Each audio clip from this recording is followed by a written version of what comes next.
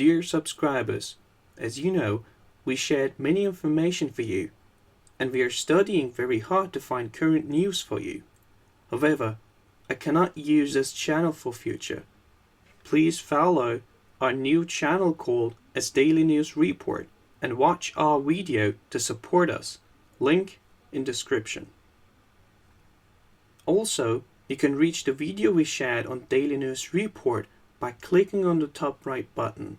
We highly recommend watching, subscribing and sharing. We will continue to share some news on this channel, but we take precautions against some situations for future. Thank you for supporting us. Painful birth pangs, but we're seeing now the end of the neocon U.S. fascist era that was blessed with the 9/11 and then christened with the Patriot Act and destroyed with quantitative easing and 0%. We're now beginning a new epoch, John, and this is exciting, except I believe the first year or two or three are going to be very difficult because we're going to have to see the end of the dollar.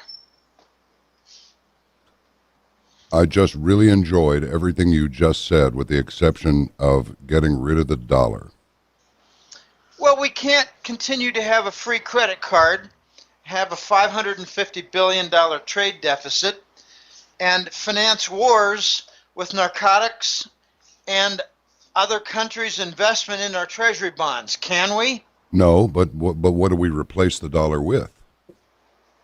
The new Scheich dollar, which I've mentioned before a couple times on your show. Did you say the Scheich dollar?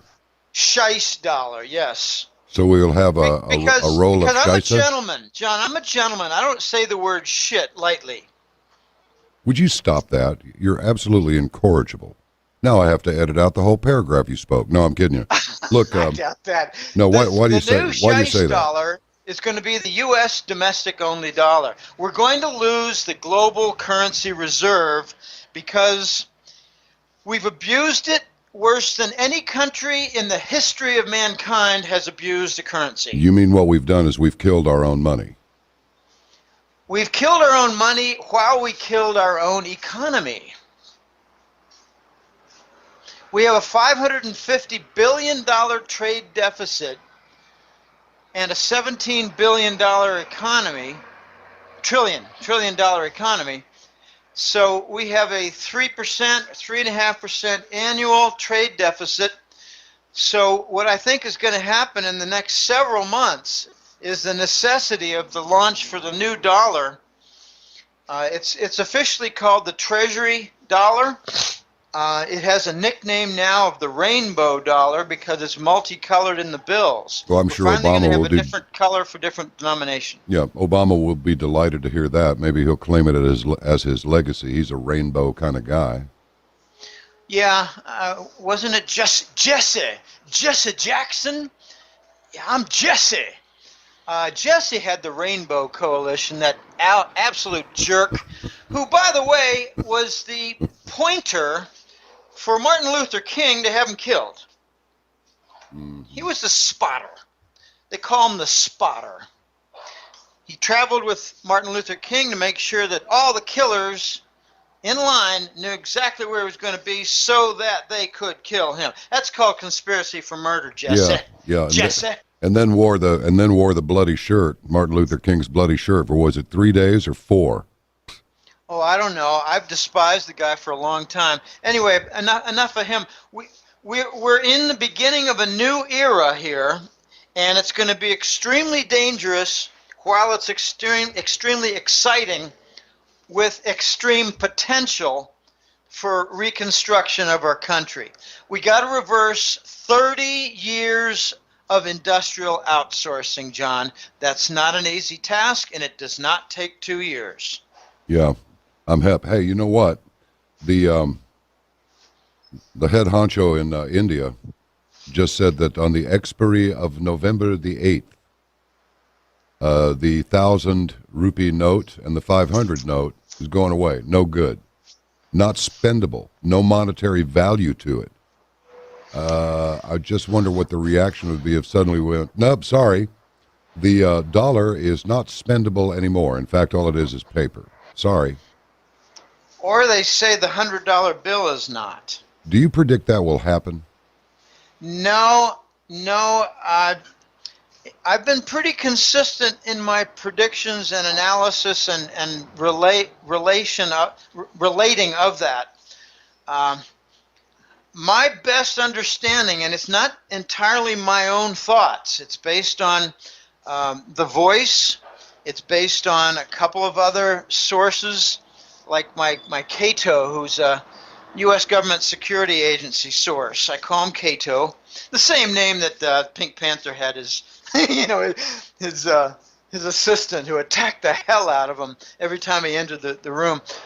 Cato tells me, and The Voice tells me, and others have told me, that we're going to move toward $2, the domestic-only dollar, but also the international dollar. The U.S. is going to lose control and jurisdiction. No, I shouldn't say jurisdiction. Control and rights for creating the rules over internationally held dollars. Okay, if you got some dollars sitting in Panama or Hong Kong or Switzerland, U.S. no longer has control over the movement. That's coming. Call it the international dollar. The other dollar will be the new kid on the block, the rainbow dollar, the treasury dollar. I call it the Scheisse dollar for a very good reason. It's going to be devalued 30% out of the gate, and a few months later, and the U.S. government will lie. I guarantee you they will lie. They will say it'll be the only devaluation. And then 3 to 6 months later, there'll be another 30% devaluation to make it roughly cut in half on value, which means all exports would cost double. All imports into the United States using the devalued dollar, the new Scheisse dollar, the imports will cost double. And I believe that because of this gargantuan, gaping, massive trade deficit, we're going to see devaluations of the new Scheisse dollar on a regular and frequent basis. I mean, like, after they do the two 30%ers, and how do I call that a cut in half? Well, you preserve 70% of the value with a 30% devaluation, then do it again. Then you've preserved 70% of 70%, you've preserved 49%, you've lost 51. There's your cut in half. Okay, so after, let's just say 7 or 8 or 9 months, we have two 30% devaluations. What's the trade deficit for that year? Well, it was $550 billion last year, whereas it was $500 billion the year before. So 10% worse in a single year. Okay, that kind of performance, John, earns you a very hefty sequence of additional devaluations, because we're not going to be in a position to say, well, we got a cheaper new dollar here, let's go export lots of stuff. We don't make lots of stuff. Yeah. Our production for export is fraudulent bonds, laced vaccines, GMO seeds for farming, diabetes, and propaganda on the news. Yeah, Jim, philosophically speaking, yesterday at the end of the program, I said this is either the last day of the Republic, or it's the eve of the Second American Revolution. And I started thinking, it's like, look, it is not right for us to indulge in schadenfreude. But I have to admit, I was enjoying watching the liberals suffer last night. I really was. I mean, the gay boys are hugging each other and crying, and the women are crying, and Rachel Maddow on MSNBC is like melting down and becoming incontinent with every state that Trump got. It's like, okay. And the way that I look at it is, it's kind of like the end of that picture, A Last Man Standing with Bruce Willis, when that little guy shoots the gang leader and said, and that's on account of what you did to my town. I smiled every time they showed the Clinton. I don't like calling her Clinton because she's really Hillary Rodham, and was it really Roddenham? Roddenheim? I don't remember her real surname. Rodenheimer, probably. Roddenheimer, something like that, because she wanted not to be associated with that elite criminal bloodline. Mm-hmm. Okay, so it's Rodham. Every time they showed the Hillary headquarters, I pointed my finger at the television and I just laughed and smiled. It was wonderful. These idiots. Really, I'm going to be a little bit stark here, but I don't believe that just because she has a vagina means that she should become the first woman president. Particularly if she has a vagina.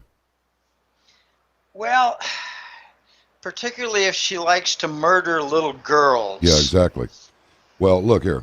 People were screaming that the stock market's falling. Well, it went down, then it went back up. But what I'm saying is 14,000 max. The rest of it is fluff, derivatives, non-existent padding of an artificially high number. You agree with this? Well, yeah. In fact, in the September newsletter for the Hat-Trick Letter, I said, watch when the election comes about, something very similar like what happened with Brexit, the British exit. They're going to take the market down, bring it back up, use the volatility, bring in some scare tactics, talk about maybe some stupid terrorism stories, and Wall Street will make a huge amount of money taking it down, then taking it right back up. So how did that prediction work out? Yeah.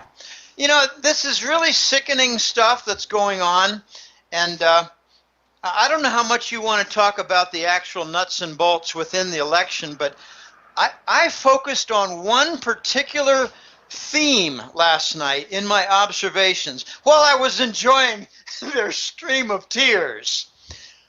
How is the press going to explain that they got all the polls at the national level wrong? Yeah. Well, and how about those polling companies? I mean, seriously, it is, Jim, this media is a disgrace. Now, maybe they've come to their senses, but I'll tell you, the guy that I like, the whole Fox, and I looked at them all. I looked at MSNBC, I looked at those people at CNN, and look, they're just people doing a job, but these people are bent, and I think we know which way. I looked at the public television station and saw these people on there, this distorted little man, bless him, and this woman who was just like the poster girl for a liberal, straight, stringy hair, glasses, just kind of and I just thought to myself, I am so glad that I'm no longer in grade school where I had to endure being told what to do by people who look just like that. And then you go back Or told what to think. We're told what to think, John. Well, it's worse than that. Then Meg Kelly, I have to tell you, I liked her at first, but to me, I don't like her now. She has no credibility with me whatsoever. And she, even the way I think she's a closet liberal. And, she's the magic pony. She's like Goldie, the magic pony. And I like that Dana Perino a hell of a lot better. And I like that Tucker Carlson. He's like the frat boy who is not going to toe the official line. He's those are my two favorites of the whole line. And Judge Janine, she'll just tear you up. I just love it. But the point I'm getting at is, Meg Kelly even said, "We don't know how he'll govern." Why wouldn't you just say, we see how he is out in public, and we've heard this and that, so okay, but I wonder how he'll govern. But instead it was, we don't know how he'll govern. Well, he doesn't have a good temperament, John. What the hell is that all about? Vlad Putin says, look, it's going to be a little bit tough for a little bit, but I look forward to restoring. I mean, he was actually quite excellent about this. He looks forward to restoring full relations between the U.S. and Russia. And he thinks that it's extra important because, look, this is what he said, in case you haven't. In a speech in the Kremlin, Putin stated, "We have heard the pre-election statements by then-candidate Trump, which were directed at rebuilding relations between Russia and the U.S. We understand this will not be an easy path considering the unfortunate degradation of relations, but Russia is ready and wants to restore full-fledged relations with the U.S. And he said, we're ready to do our part and do everything to return U.S.-Russian relations to the trajectory of development. This would be in the interest of Russian and American people and would positively affect the general climate in international relations, considering the special responsibility of Russia and the U.S. for ensuring global stability and security. I mean... Well, John, the issue is not so much U.S.-Russian relations for economic purposes and financial effects. It's let's get out of the way so Russia can repair their European relations, because that's their major trade partner that we have destroyed by orders, by dictum, by the European Union Commission of Fascist Dictators. Okay, well, I found tearing apart the election to be extremely interesting last night. But let me get to you mentioned your observations on the players, and I didn't have the opportunity to see Fox or CNN. We have more limited cable channels here in Costa Rica, and they change every 2 or 3 years a little bit. We've got the 2 of the 3 syndicated networks out of Miami, Florida. So I was able to see CBS, which I thought, okay, they're going to be a little biased. Let's watch to see how they squirm. So I stayed with them. And I like Bob Schieffer. I think he's reasonably good. I like Charlie Rose, and I was impressed as I watched the evening progress. I mean, I was watching for 5 straight hours, okay? I went and got a little ice cream, and I went to the bathroom, and I did a couple of other things, and, checked my emails.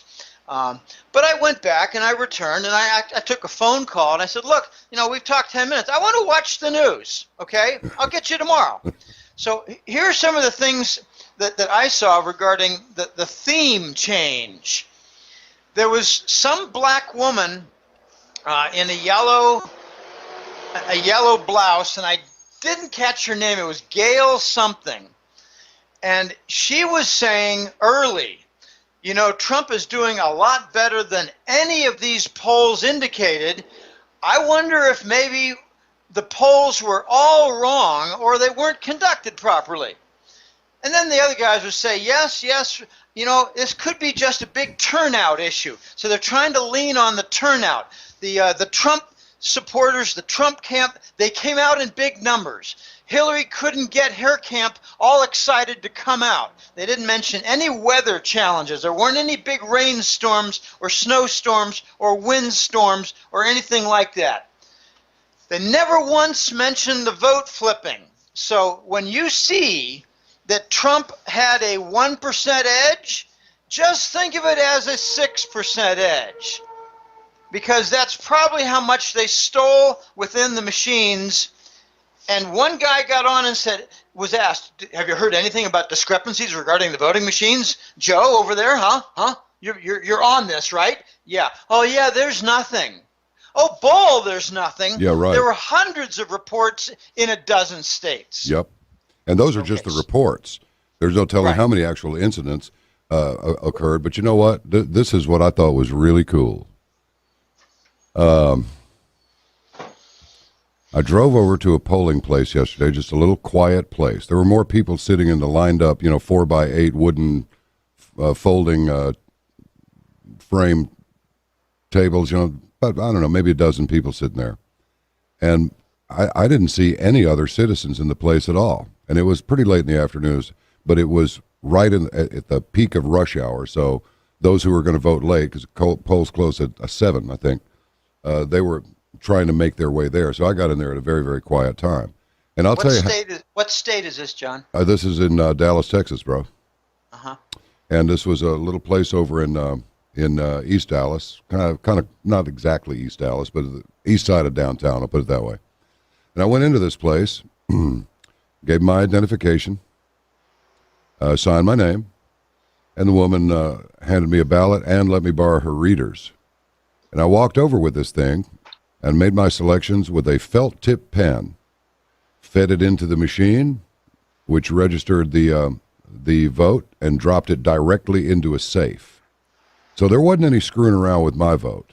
There wasn't any hanging Chad. You take the Marks-a-Lot pen and you fill in the ovals, and then you deposit your ballot and you leave. That's it. That sounds all very sweet, but have you seen the examples done in Arizona where the reading machine couldn't get the 7 yes and 3 no votes correct? They got it as 6 no and 4 yes. Yeah, the reading machine made by Diebold. Oh yeah, so I got get corruption you. at every level. Well, at least it was. This wasn't something that was hackable at the screen. If you have one of those touch screen right, but setups, it still required a reader. You shove the piece of paper into a reader and it'll read it wrong. Yeah, well, nothing's criminal proof. I think we know that. Well, but, yeah. Well, anyway, back to the theme. So these announcers are squirming, John. Oh yeah. Where do we get at this? No one saw this coming. It was like, okay, a redux of no one saw the mortgage bond crash in 2008, which I foresaw 2 years in advance. No one saw this coming. How did Trump do this? Oh, yeah, because he didn't even have the Republican National Committee on his side. I'll tell you how they didn't see it. The hubris of the left. But go ahead. Well, yeah. So, I was looking to see, would they ever say something like, maybe these polls were all biased? No, they just said the polls got it wrong. And that Gail Black lady said, if you're going to get it right, the best time to do it is with the actual vote. Okay, so they tried to make a joke of it. And no one mentioned even the discrepancies between supposedly random sample polls, which should never differ much. You go out and you sample 100 men on the street in Dallas and sample their heights, and you get someone else to go out and randomly sample 100 men's heights, you're not going to get much difference in the average. You're just not. It's called the central limit theorem. It means that the average is going to be very much bell-shaped in the distribution, and I could show you how you prove that in some slick, transform integrals. You don't need to do that. Okay, the characteristic function off the moment generating. It's very slick. You're going to get very tiny discrepancies. They didn't talk about discrepancies between any two major polls back in March and April that I noticed had 12% differences, yet they claimed that there was plus or minus 3% on a confidence interval of 90%, 95%. Bullshit! Bullshit! You don't have a difference of 4 ranges on the standard, on the confidence interval between 2 samples. So I concluded, and I started investigating, what's their bias? Well, they oversampled the Democrats. They actually give some of the numbers so that you can figure it out if you've got more than an 80 IQ, or you have interest, or you distrust them. And the majority just say, wow, look at that. I look at it and say, let me see what's behind that. And that's when you notice that they oversample the Democrats by 30 to 50% typically. Well, the whole thing, Jim. By the way, the only reason that I mentioned the ballot is that at least if my vote was switched, it didn't switch before my eyes. Okay? There wasn't any say. Well, my vote just got flipped but that makes it more dangerous. What's that? It makes it more dangerous. Well, it does in a way, but at least at least I know what I put on the paper, just like the people know what they know, which part of the touch screen they touch. So yeah, I get your drift, but it doesn't matter because Texas carried Trump anyway. So apparently they weren't good enough sure at did. it. So not by a little bit either, did they? Yeah. About as strongly as California morons carried Hillary. And the New York morons, you got to give New Yorkers an allowance because they have to breathe that crappy air and drink that shitty water. Stop cussing. I'm having to edit out this stuff. There are people who do not approve of that kind of language. I'm not squeamish about it myself, but some people. Well, look, Jim, you have no idea what I deal with, okay? You have no idea. Let me give you an example, then we'll get back on message, as it might be. I had somebody say, I can't believe what you said about Santa Claus the other day. I'm listening to this program with a 4-year-old present. It's like, Are you out of your mind? You're not okay with Santa Claus. But you're okay with pedophilia, mass murder, torture, and globalist subjects of that nature. You're okay with that? And endless war in Ukraine and Syria. Yeah. I don't think anybody wants to hear about the dismembered body of a 10-year-old found in a well after being put there by an illegal alien. So, but you're okay with the 4-year-old hearing that, but you're not okay with me suggesting that, once upon a time when I was a kid, I thought it was literally a man in a red suit that came down the chimney. And then at about 4 years old, I started doing the analytics. And I thought, there's no way somebody comes down this chimney. I have a feeling this is a spirit thing. That's good. So I'll continue to believe in him, and maybe he'll keep coming, but he's not coming down that chimney, and I don't want any more of that stuff laid on me, okay? Oh, anyway, I left out 2 cookies and a glass of milk for Santa when I was about 5 years old. Oh, you bet. And it got eaten up. And I said, Dad, he was here. He was here, Dad. Look at that. Everybody leaves a snack for Santa. And here's something else. Don't you criticize fruitcake to me. I like it. In fact, I get some from I don't care if anybody knows, Collin Creek. They sent, that thing shows up in the mail, and it'll be gone by the end of the day. I just break pieces off it and eat it while I drive. What's this criticism of fruitcake? That's a leftist agenda, criticizing fruitcake. So you just go and stuff yourselves. Sod those people. Okay, carry on. Sorry. Yeah, well, some people have mush for brains, so I'll be careful when I talk about the New Yorkers who have to breathe their contaminated air and their spoiled water, and on a good day you can smell the urine in their subways. Yeah, a buddy not mine that works up at CBS said that one day he was walking by, he said it was just deteriorating so badly up there. And he says he's watching this man who has just defecated, and he's got some kind of newspaper stuck to his backside as he's finishing his business in public. And he says, my first question was, why is this happening? And my second question was, why am I continuing to stare at this scene? Well, the third question, John, could be, why doesn't the Obama administration set him up with a nice $2,300 income per month? Yeah. And then he can vote for Obama. Oh, you're talking about a government job now? No, just welfare, whatever. Well, set him up with income. Did I say a job? I meant income. You don't need to give these guys a job because, we need to create the consumer economy and put money in people's pockets. Well, I've got a list, John. I've got a list of things that I consider Americans to be totally ignorant about. Capital. Yes. You don't put money in people's pockets so they can be consumers. You lay out capital, form businesses, hire people, make products, add value, sell it, and export. The second thing is money. They have no idea the differences between money, legal tender, and the dollar. None at all. They don't know what inflation is. They talk about inflation and deflation and disinflation and oh my God. They don't know what any of them are or how they're caused. They think war is good. War causes jobs.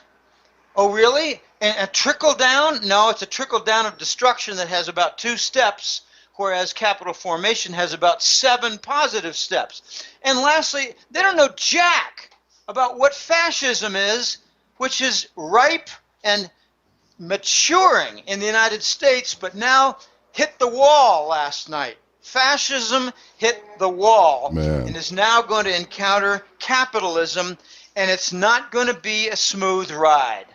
Yeah, that's excellent. I said when I began getting in trouble on Coast to Coast AM, I began using phrases like, this country is ripe for fascism.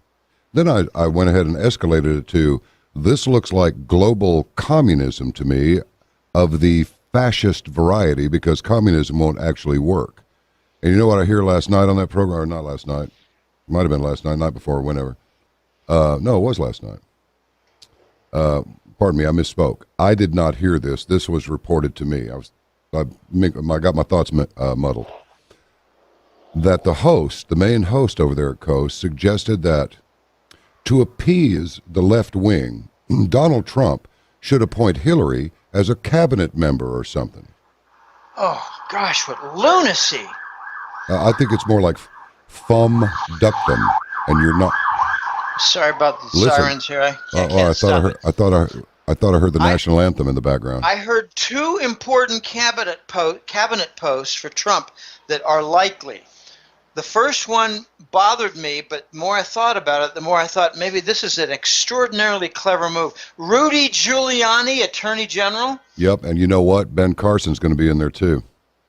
Well, I hope so. Probably, I hope he's some kind of an economic advisor, because we need people who know how to do capital formation rather than handout technology. Jim, I'm just so happy that I think you'll know what I mean, even though the adults, the grown-ups, act more childish than any child I've ever seen. It is good to have what appears to be a collection of real, no-kidding, mature, self-actualized grown-ups in charge of this government very shortly. But my point is, Rudy Giuliani was one of the inside men who covered up the 9/11 World Trade Tower Oh, attack. yeah, there's going to be some of that, too. It's inescapable, you know. Okay, so I was talking with The Voice last night about this, and I got some insight by him that took me off guard. He said, have you ever thought, Jim, that Trump has information on Rudy Giuliani for his role in 9/11, and that way he can control and make this guy an absolutely fierce pit bull dog as a prosecutor? And I said, had not thought that. And I said, have you thought of the other side, my good man? To The Voice, I said, maybe Rudy Giuliani is sickened by 9/11 and will play all kinds of cards in a hidden way to let it be revealed who did it, which I believe is the Israeli Mossad, the Bush crime family, and the British MI6, with the help of certain elements within the U.S. military. You know, now here's the thing, Jim. Let me ask you something. Typically, the security services in England have been very, very leery of an expanding Israel. Certainly it would be if the Israelis were involved, and there's a lot of evidence suggests that they were directly involved. If it was to get stuff started in the Middle East to in some way hedge their bets against being annihilated by them, since they're sitting right there surrounded by them. I mean, Syria's right over there. You know what I mean? That stuff. Then that's one thing. But I can't imagine the British security services, even SIX, being involved in that. But I've been surprised before. What makes you think the Brits were involved in this? Israel and the U.S. insiders, I can see that. But the Brits? Explain. Well, it was the Tony Blair era. Okay, enough said. Thank you. Do I need to say any more? No, okay, not really. Okay, I should have seen that coming. He's Bush's cousin. Oh, gosh. Wow. He's Bush's cousin. So, you know, what's coming next? I think what's coming next is Trump is going to likely step to the side, wash his hands, and say this is all the duty now of a special prosecutor. Whether it's 9/11, I think that's coming later. At first, it's going to be the Hillary treason and murder, conspiracy, sedition, and influence peddling. Okay, all of those, I think, are on the list of potential charges. I personally would like to see Hillary and Obama charged with treason for the creation of ISIS and the murder of civilians, including some Americans, and have Hillary and Obama hanged as a beginning of the new epic. Well, that'll certainly send a message. I think we need an example of some truly dirty, guilty people. Notice that there's one name that's missing in the news regarding any dirt whatsoever, and that is Bush. Oh, yeah. Trump never mentions him. The name never comes up in the same paragraph as Obama crimes or Hillary crimes or anything, high crimes and misdemeanors, right? Yeah. Well, I've been saying for the last 2 years or more, treason is a calling card for high office in the U.S. government. And I'm being proved correct. I also was told in the last 2 or 3 months, on at least 6 or 8 occasions by clients of mine, Jim, don't mention the Satanism element of some of the politicians and the high-level bankers. I told him, why don't you start your own newsletter and get the hell out of my office? Mm-hmm.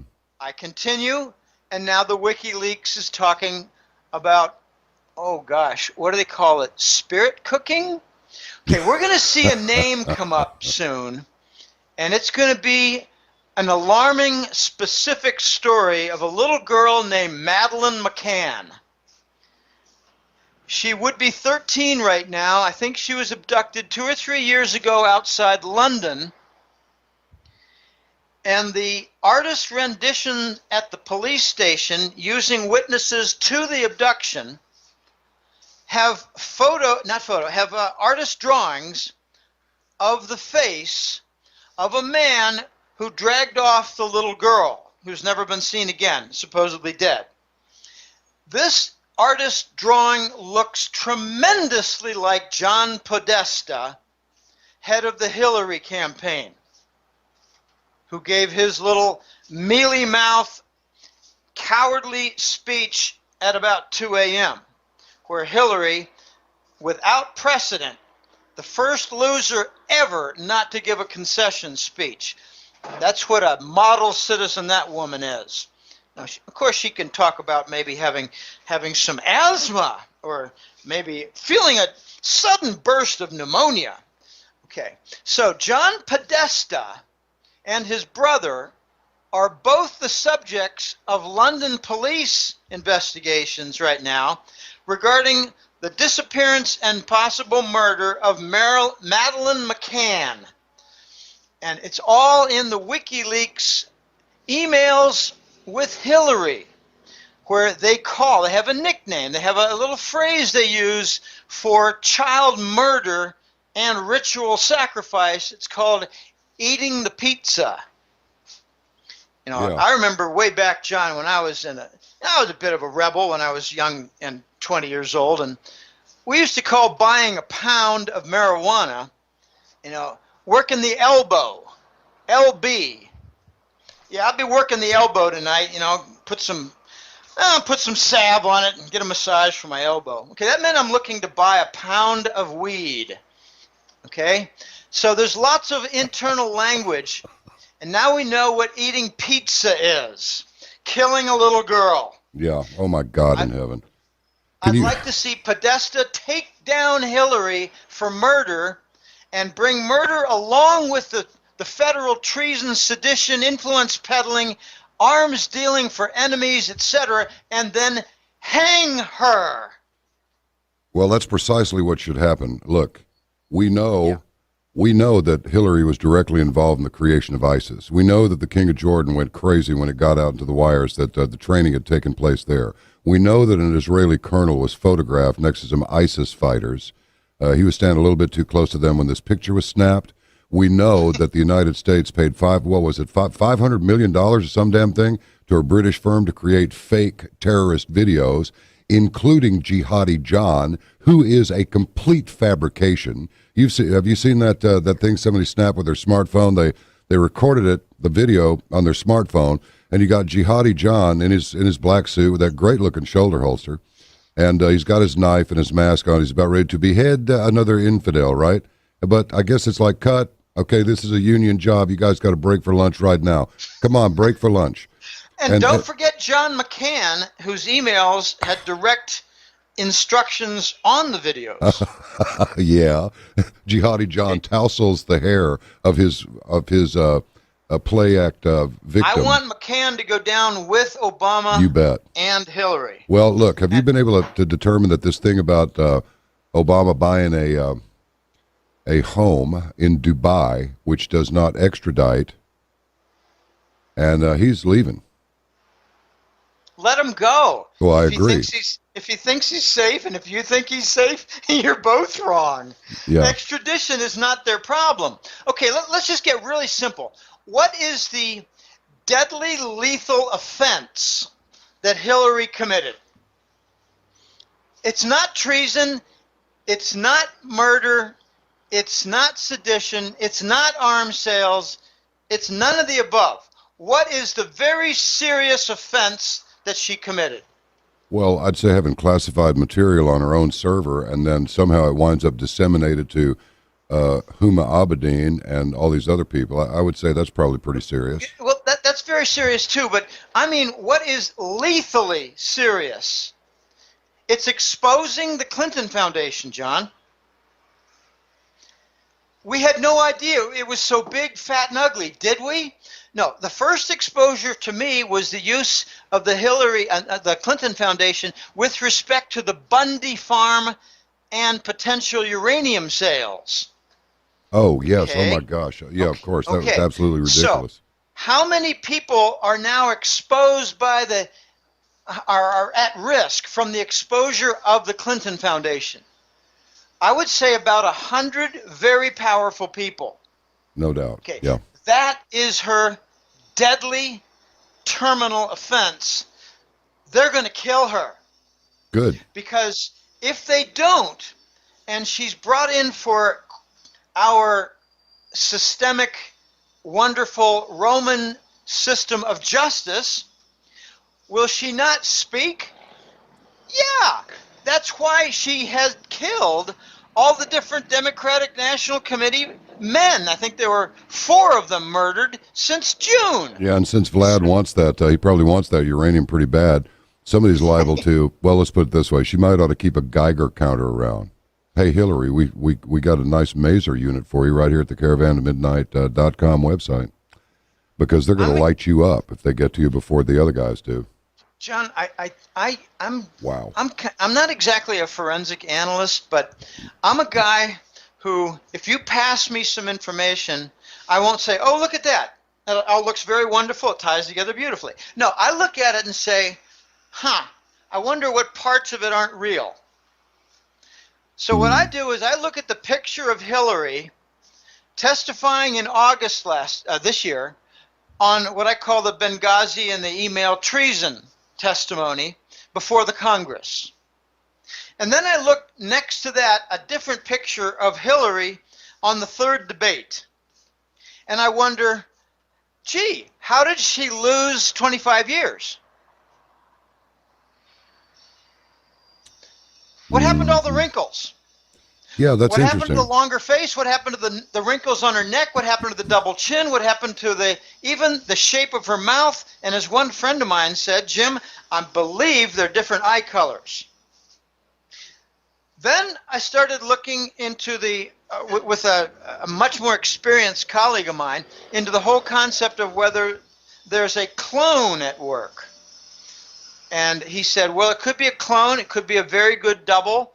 And then a client of mine from Texas said, are you aware she has a younger sister who took a lot better care of her own body? I said, no, I didn't. I guess that's kind of a national security piece of information. So I'm not sure that Hillary was in the 3rd debate, because that woman did not look like the Hillary from just 2 months earlier before the Congress. Doesn't anybody observe these things, or is the whole nation a bunch of dumb idiots? 25-year difference, John. I can email you the 2 photos. And just to make the point, I include a 3rd photo of the woman who emerged on 9/11 from Chelsea's apartment in Manhattan, who didn't look anything like Hillary.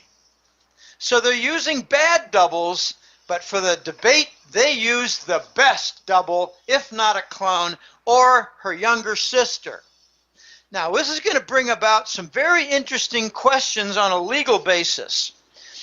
If you're a clone, now I don't care about, health problems for the clone technology and shorter lifespan. I don't care about that.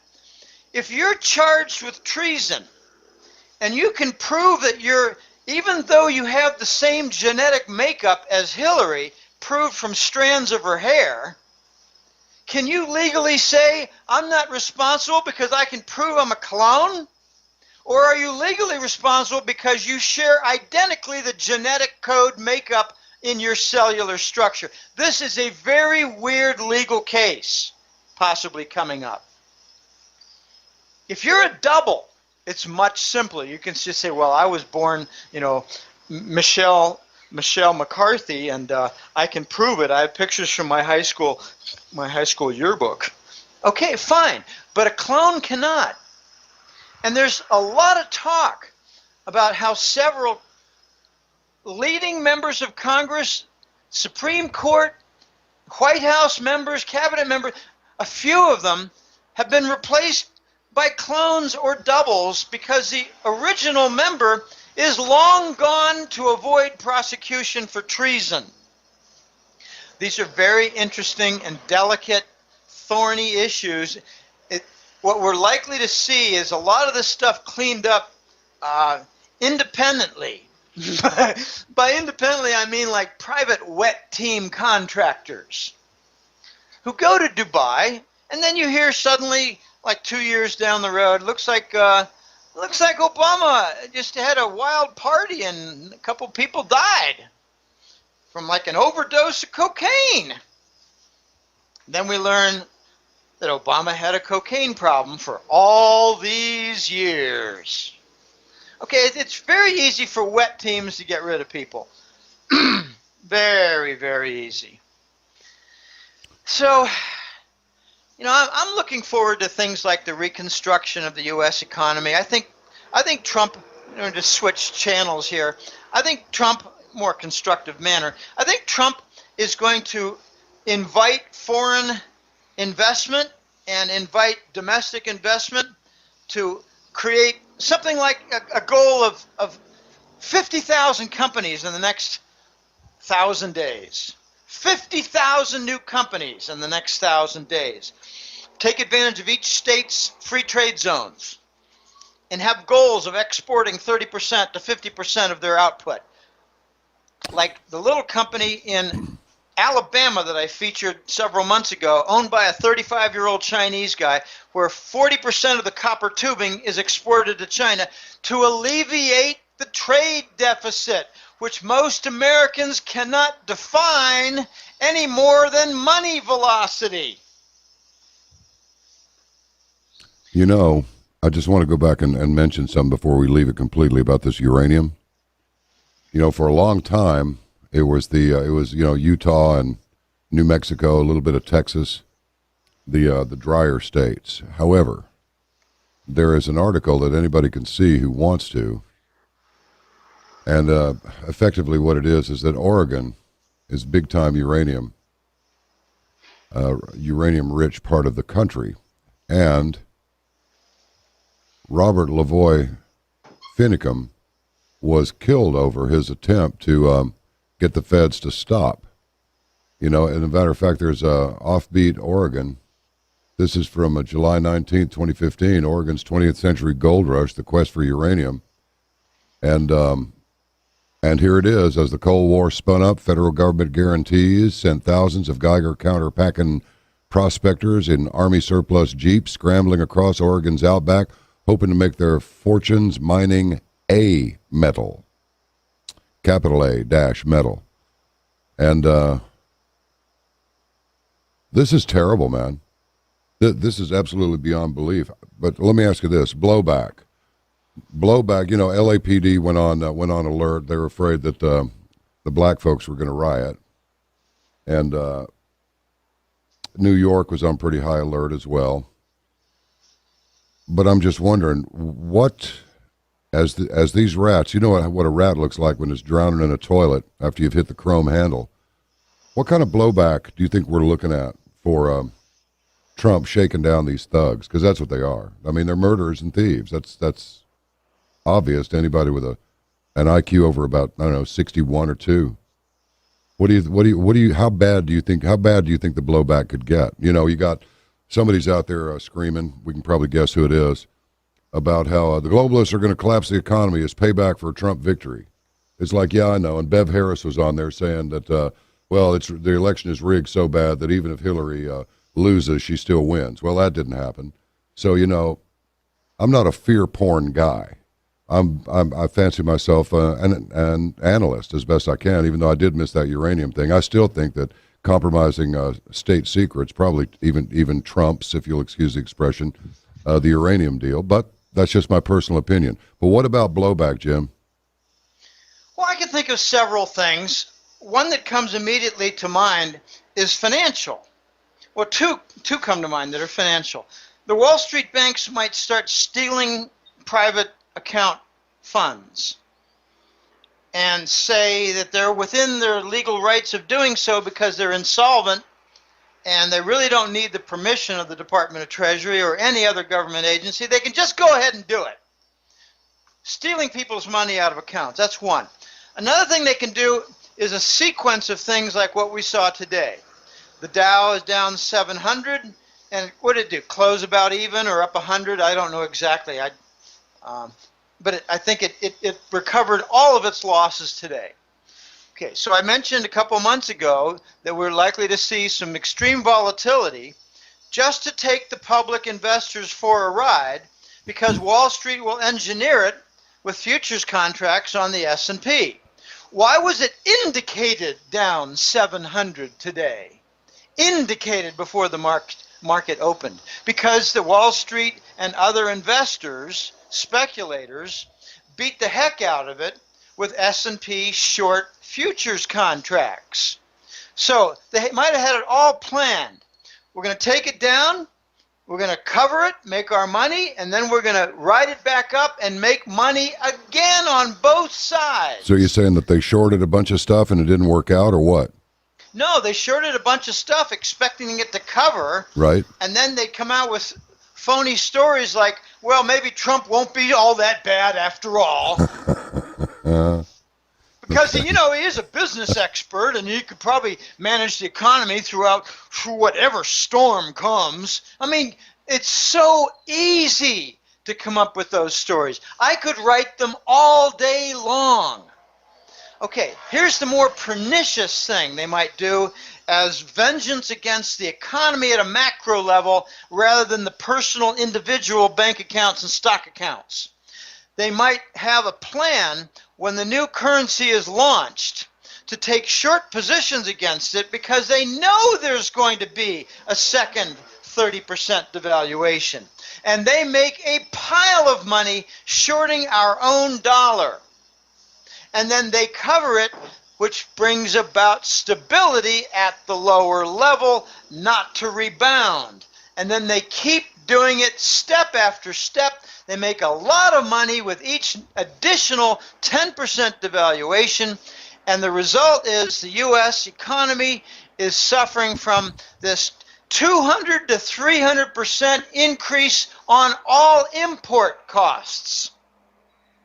That's pretty serious damage. Imagine a Toyota that you want to buy. It's a nice, cool $25,000. Well, suddenly it's $50,000 and $75,000. So you immediately start thinking about buying Detroit. You want to buy something made in the U.S. And then you realize, but a third of the components for that Chrysler car are coming from Mitsubishi engines. And you realize that component just tripled in price. So you don't get a really big price advantage from buying domestic because we don't make much of anything here. Oh, that's a vicious macro quacking that the Wall Street boys and the globalists can do, playing like a cat with our vulnerable new currency, which will be as vulnerable as the Venezuelan bolivar currency, which has suffered about an 80 or 90% decline. John, we've got to produce we've got to produce things out of new companies and export them. This is precisely how the shortages happen. I've been watching Venezuela, I wouldn't say closely, I would say with a cool eye on the side, listening to stories from anyone I know who's been following it closely or has visited there. They now have shortages of rice, beans, toilet paper, and condoms, and the government in the Maduro regime government is arresting black market professionals selling condoms. Why is there a shortage? Because you need to export everything that's not nailed down to relieve your trade deficit.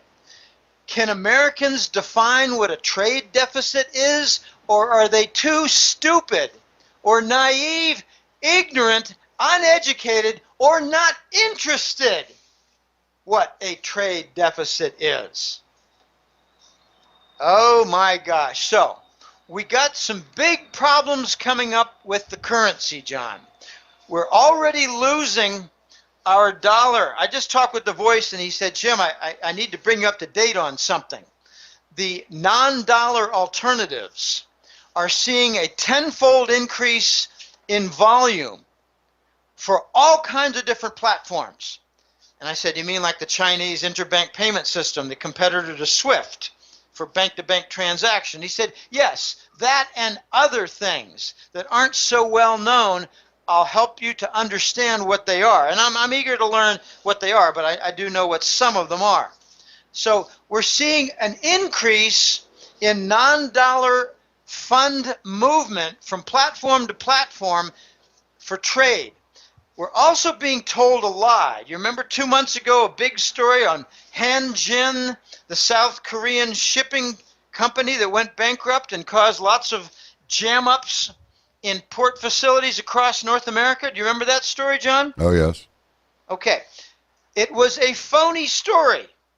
It was laced with lies. The part that's true is that Hanjin did have a bankruptcy. The part they did not tell you about adequately was the debtor in possession, DIP. Debtor in possession lenders kicked in right away, like they always do for a bankrupt shipper. If you're a bankrupt railroad, a bankrupt trucking firm, you operate under the same financial structures as a shipping firm. So why didn't the debt in possession, the DIP, why didn't the DIP financiers step in and prevent problems with unloading all the cargo on those 2,000 Hanjin ships? Pregnant pause. Wow. Because the DIP financiers were right there rejecting the Treasury bill as payment. Man. We're printing dollars. Oh. QE is printing dollars so that we have a zero-cost feeder system on the interest rate swap derivatives, which create phony demand for the Treasury bonds. We're also paying for our trade deficit at the ports directly with Treasury bills, and Asia doesn't want them anymore.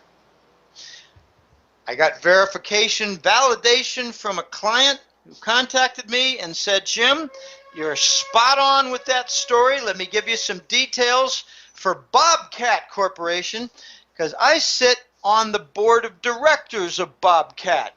You know, Bobcat, they make little forklifts and little trench diggers. They're like miniature Caterpillar earth-moving equipment. Okay, they're useful in warehouses. They're useful in like a construction site digging a trench. They're small. They're not the big $150,000 item. No, they're the little one that costs a third of that, a fourth of that.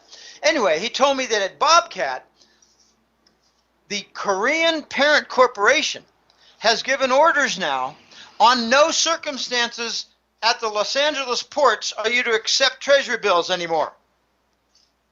We're moving very closely toward pressure, John, for the gold trade note that I've described in past interviews. You don't pay with Treasury bills anymore because they're counterfeit money.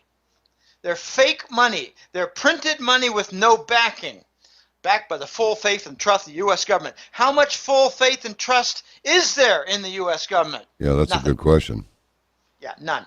Okay, so gold trade notes are coming, and the voice told me again, he said, Jim, there's a lot more use of the gold trade note now than is being reported in the Western press. And I said, finally, we're getting there, because the gold standard comes back first in trade, then in banking reserves, finally in currencies. And we're starting to see it now in much greater extent as trade payment at the port sites. Okay, that's why they were not unloading the Hanjin ships full of cargo. And we got a lot of BS stories about, labor strikes and labor disruptions and, unclear whether they would be properly paid. So you had the containers piling up. No, what they didn't tell you was the DIP financiers were there and they didn't want treasury bills. That's not going to be in the U.S. press. Not how it works in the U.S. press. They come up with a goofy story, but no one being sure they're going to be properly paid. No. Asian firms didn't want our dollars. So, the gold trade notes coming into view, John. This is think of it as a substitute almost exactly parallel to the Treasury bill, like a 90-day bill with a gold backing and collateral put forth, like 5 or 10 or 15%, whatever. You get a better interest rate if you put up more, like 20%, much lower interest rate. And you've got to make good on your payment within those 90 days. But the collateral is gold bars. Okay, this is already happening now, not reported in the Western press. We're getting into stage one of the gold standard return. This is very exciting because one of the beauties of gold is that when it's the basis of your monetary system, you get capital formation, you get legitimate capital being developed into companies with people hiring. You have no doubts whatsoever on payment. You have no defaults of bad debt. And you don't have a monetary system that's just, basically carved up units of debt coupons. The whole U.S. economy is collapsing right now because the monetary system is debt denominated. If it's gold denominated, then it's brisk in its movement and it doesn't default. You don't get the deflation of assets. One of the dumbest questions I get, I still get it. What do you think we're going to get, Jim? Do you think we're going to get some deflation or inflation? And I said, both, you idiot. Where have you been? Have housing prices gone down? Have mortgage bonds gone down? Nothing's gone down except the price of gasoline. That's it. Well, house prices went down. Not in this part of the world, they didn't. They're 20% higher than they were not even 10 years ago. Okay, well, take a look across North America, and yeah, I mean, on the average, I'm pretty sure you might find 40 cities to the contrary. Yeah, I'm sure that's true. I'm just, okay, Texas is a state of mind. You're boasting about your Texas hotbed of activity, and Texas is a good, strong little economy, but it's dealing right now with a lot of troublesome fracking industries that are basically collapsing, and I believe Dallas is also suffering a fire and police pension fund problem. Am I correct? Yeah, they're having some problems there. They, and after that shooting downtown, they're losing a lot of officers. On top of that, I think something like 200 of them have resigned. I don't know how many have been replaced, but a couple hundred have resigned. And but they do have a more robust economy than the rest of the country. Well, yeah, they do for now. But I got to tell you, Jim, they are building. Particularly in the north of downtown and east of downtown, they are people have heard me say this so many times that they're sick of it, but I'll say it one more time, folks. They're building some sort of a high-rise or a mid-rise on every available piece of land they can find. It doesn't matter if it's next to Joe's convenience store. They're throwing it up there. Who's doing the construction? I mean, where's the money coming from? Well, that's a good question. I suspect that these projects were underwritten some time ago, and they're just trying to get them built and get them leased and get out, rather than buy more time, hoping that that they can ask more for it as the location becomes more important. That's the only thing I can think of. I think if you look more closely, you might find Chinese funds behind it. It wouldn't surprise me the bit. They're trying, in the least, they're trying to get a good bit of Hollywood right now, aren't they? Yeah, and I give them a lot of credit. Alibaba. I noticed the first Alibaba, and this is a very interesting theme you just threw out there. I first noticed Alibaba with the most recent Mission Impossible, with Tom Cruise, and it was a great story. But I said to my friend who was with me for the movie, I said, "Oh, look at that, Alibaba. You watch. Not one negative thing will be said about China, and the rogue will be Russian. You watch." And there it was. 5 minutes into the movie, Russians were the villains on some kind of a nasty nerve gas being spread about, and they were coming from Ukraine. Okay, yeah, right. So Ukraine and the Russians are really bad. They're bad people. Okay, so now I saw another movie more recently, and I can't think of what it was. I see a lot of movies because I get stressed out with this work. You can hear it in my voice. I get excited about this. I wear myself out, and when we're done and I put the headset down, I look to go, just go get a meal and go meet a friend or do something and unwind. I love going to movies. So I actually have a funny little habit. I look for a movie that's a mainline movie, and I go see it in English, and then 3 days later I go see it in Spanish. Oh, yeah? That's not a bad idea. Great little lesson because I can anticipate the conversations. But, okay, the Chinese are very vigorously investing their treasury bonds because they know that they're probably going to eat a large portion of $1 trillion.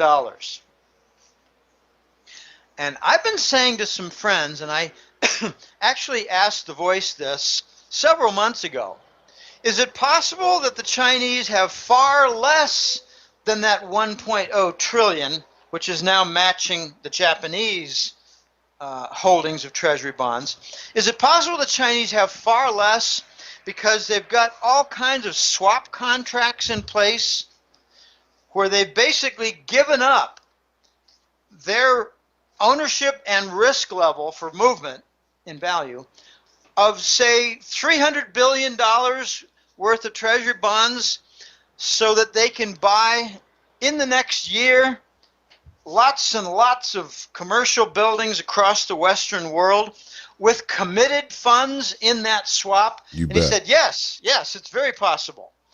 And they're doing a lot of purchases of assets in Africa. And I wouldn't be surprised if a contract that's going to be signed, say, in June of 2017, don't be surprised if it has a commitment of current treasury bonds. So they don't own a 1.0 trillion. They own less because we don't know what they've committed through contracts on swaps. Swaps are the niftiest little secret movement of giant assets. And if you don't believe me, ask Goldman Sachs, because that's one of their specialties. They were involved in all kinds of swaps. When they set up the European Union, the swaps hid their debts from one country after another. They made debts swapped with currencies, so they showed up as currency swaps and not debt, and therefore they qualified under the wire for the Maastricht rules. Swaps are all over the place, and China is not a naive novice at this game. No, I think we got a lot of Chinese construction, John. Yeah. A lot. Yeah. So let me get this straight now. So if they're making their investments in all kinds of real estate and other businesses, industry around the world, so what they're going to do is go ahead and get secure there, so they don't worry. Their wealth, it's self redistribution of their own wealth, so that no matter what happens to their currency, no matter what happens to the Chinese economy, they're covered because they've diversified all over the world in hard assets. Is that where we are here? Yeah, let me give a specific example. Let's suppose that in the country of Cameroon in Africa, It's a lovely they've place. got, yeah, a lovely place. I go there all the time. It's got, great restaurants. Let's suppose they got a commitment of a huge amount of treasury bonds, and what they've done is in 5 stages, they're buying mine deposits for copper, tin, aluminum, and silver. And they've already finished 2 of the 5 steps, but they got a big commitment. Maybe it's not Cameroon, maybe it's some other country. It could be Nigeria, it could be Chad, it could be anything. But an African country that has these big deposits and would love to get their hands on some treasury bonds, because then they could pay off some of their debts. Because the African countries have huge debts, and they don't know jack about capital development. They know about selling to foreign countries who do know how to do capital development. So what's the upshot, John? You mentioned the magic words. The Chinese would be off the hook for any decline or devaluation in the treasury bonds. So if we do see the new dollar and the treasury bonds suffer some pretty horrendous losses in a debt restructure, the outcome will probably be an increase in the value of the copper, tin, aluminum, and silver deposits. You bet. Absolutely. So they're not just hedging, they're actually going to exploit the death of the dollar. The Chinese are smart. Yeah, they are. What's the U.S. investing in right now? Debt. Bombs? Bombs? They're investing in their own debt. John, are they investing in the F-22 that doesn't work? The fighter aircraft that does not work? Yeah, they spent a lot of money on it, didn't they? Yeah, well, that's the sort of investment that we're involved with. Are we investing in bridges and highways? No. I'm told by my clients that if you go down any major interstate in the Northeast or the Midwest, you'll encounter potholes like you've never encountered before. Yeah, well, you need a 4-wheel drive truck just to get around Dallas suburban streets. The only place that's nice is the park cities, Highland Park and University Park, and the rest of the town. They aren't even potholes. They're more like mortar craters. You lose your whole car in it if you're not careful. It's ridiculous. You can get stuck in one. But the highway mortar holes, they serve as a double. They make a great place to spend the night if you can't find a good park bench. Anyway, the point is that the Chinese are investing their treasury bonds. There's a very sneaky concept that the Voice taught me about 4 or 5 years ago. He said, Jim, you got to learn about this because it's happening, and it's going to be happening a lot more. It's called indirect exchange. China wants to buy something from, say, Venezuela. I picked Venezuela for a good reason. It'll be clear in a minute. Venezuela wants to sell, say, a 20% interest in numerous different petroleum development fields and 20% interest in some of the production facilities to make it exportable. Okay. They do so. The Chinese buy with treasury bonds. And the Venezuelans are eager to get the treasury bonds because they need dollars to pay the Wall Street banks for loans. So China is actually dumping treasury bonds on Wall Street and acquiring hard assets and facilities in Venezuela. Okay, it's called indirect exchange. Do you think the Americans and the big banks would say, no, we don't want those lousy treasury bills and bonds? No, they're considered the highest possible AAA value. Okay, this is what's going on around the world. Cameroon sells lots and lots of industrial metal, mining facilities, deposits, raw deposits that haven't been developed. Don't have the roads, don't have the mills, don't have the water and chemical facilities for handling it. They just sell the deposits in a hillside. And they take the treasury bonds from Chinese, and Cameroon uses the treasury bonds to pay off some of their dollar-based debt. And if you think there's not a lot of dollar-based debt in the emerging market world, you got rocks in your head, because there is now an impaired between 9 and 15 trillion dollars of bad dollar loans from emerging market nations. And the only reason you don't have a specific number is that I don't have a very clear definition of what an emerging market nation is. There's a truckload, boatload, mountainside of impaired dollar loans. And how did that happen? I just had a discussion with a fellow in a hotel a few nights ago when we were watching the World Series.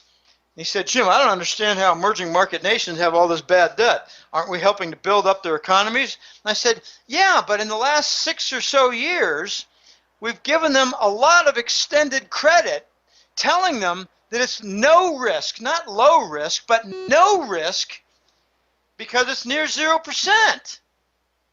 And I said, the risk is with their currency, which is down 15 to 40%, depending on the emerging market nation. And he said, oh, I get it. So their loan, they can't pay the loan off because their home currency's gone to crap. And I said, yeah, that's it, right. And it's 9 to 15 trillion.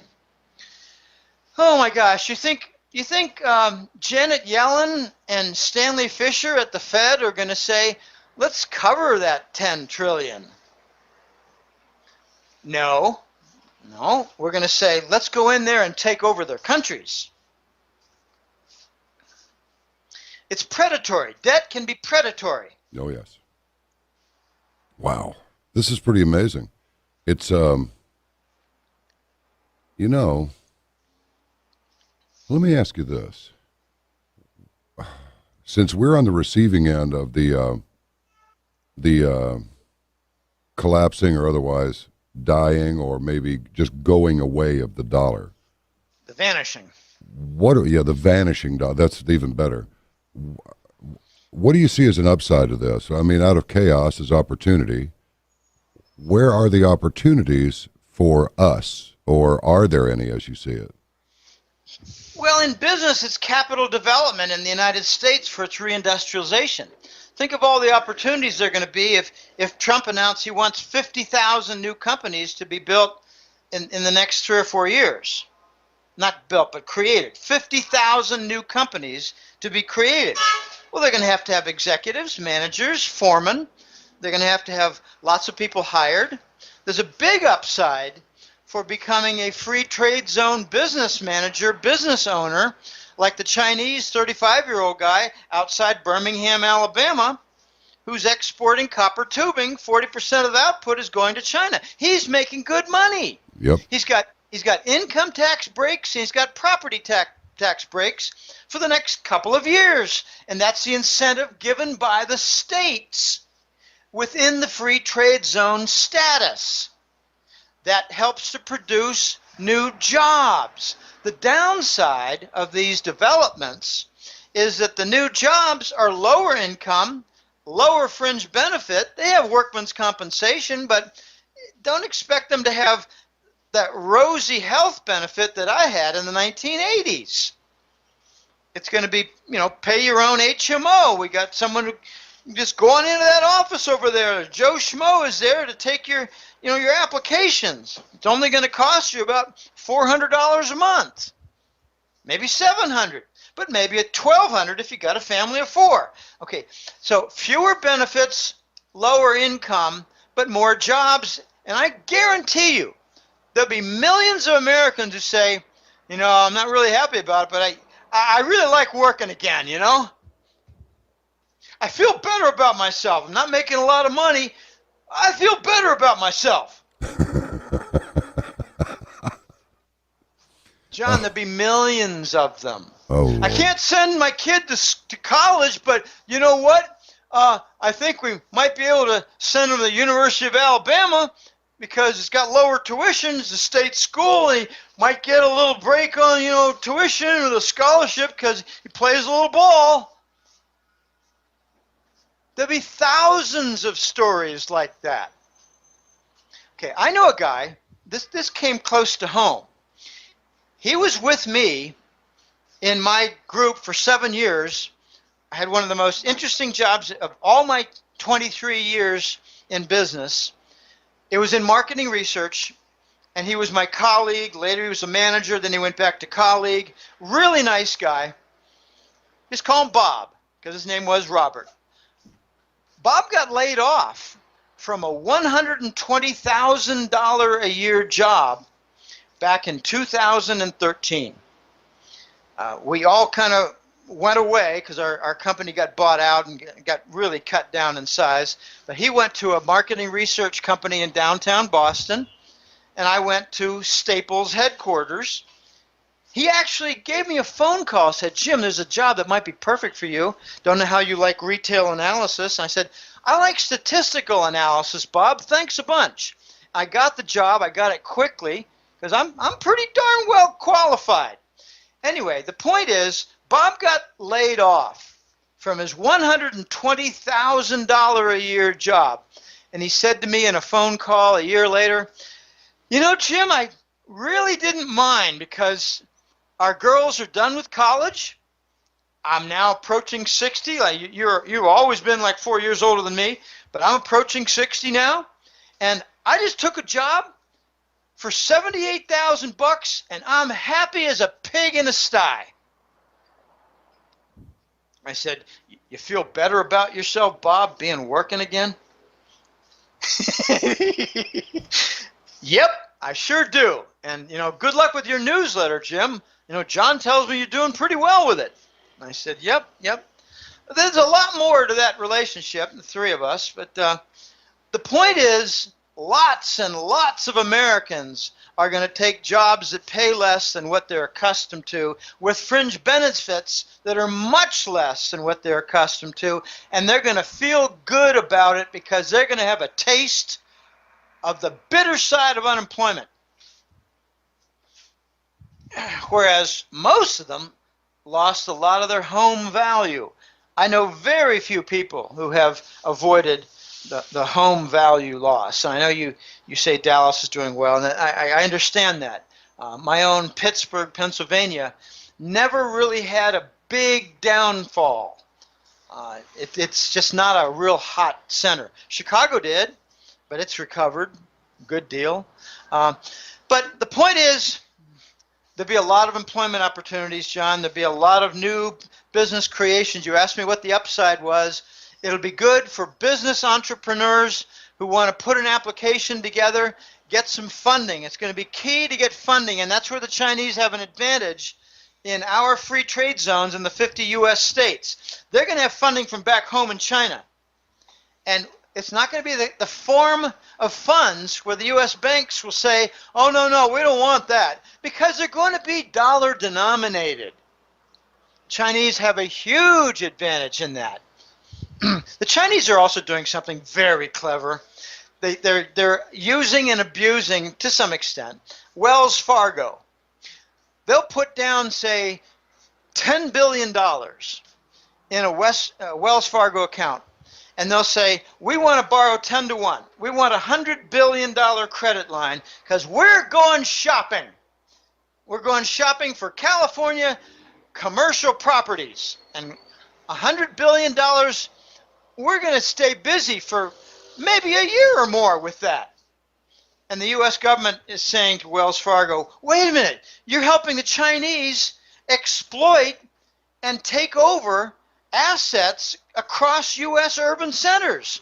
And Wells Fargo says, yeah, are you trying to tell us to reject the pristine U.S. Treasury bonds as collateral for loans? And the U.S. Department of Treasury says, oops, my bad. Right. John, these are the ways that the U.S. gets what I call commercial colonization. It's part of the payback for industrial outsourcing. Now comes the reverse. We exported. Have you heard for 20 years the phrase, we export our inflation? Well, yeah, now we're going to import it.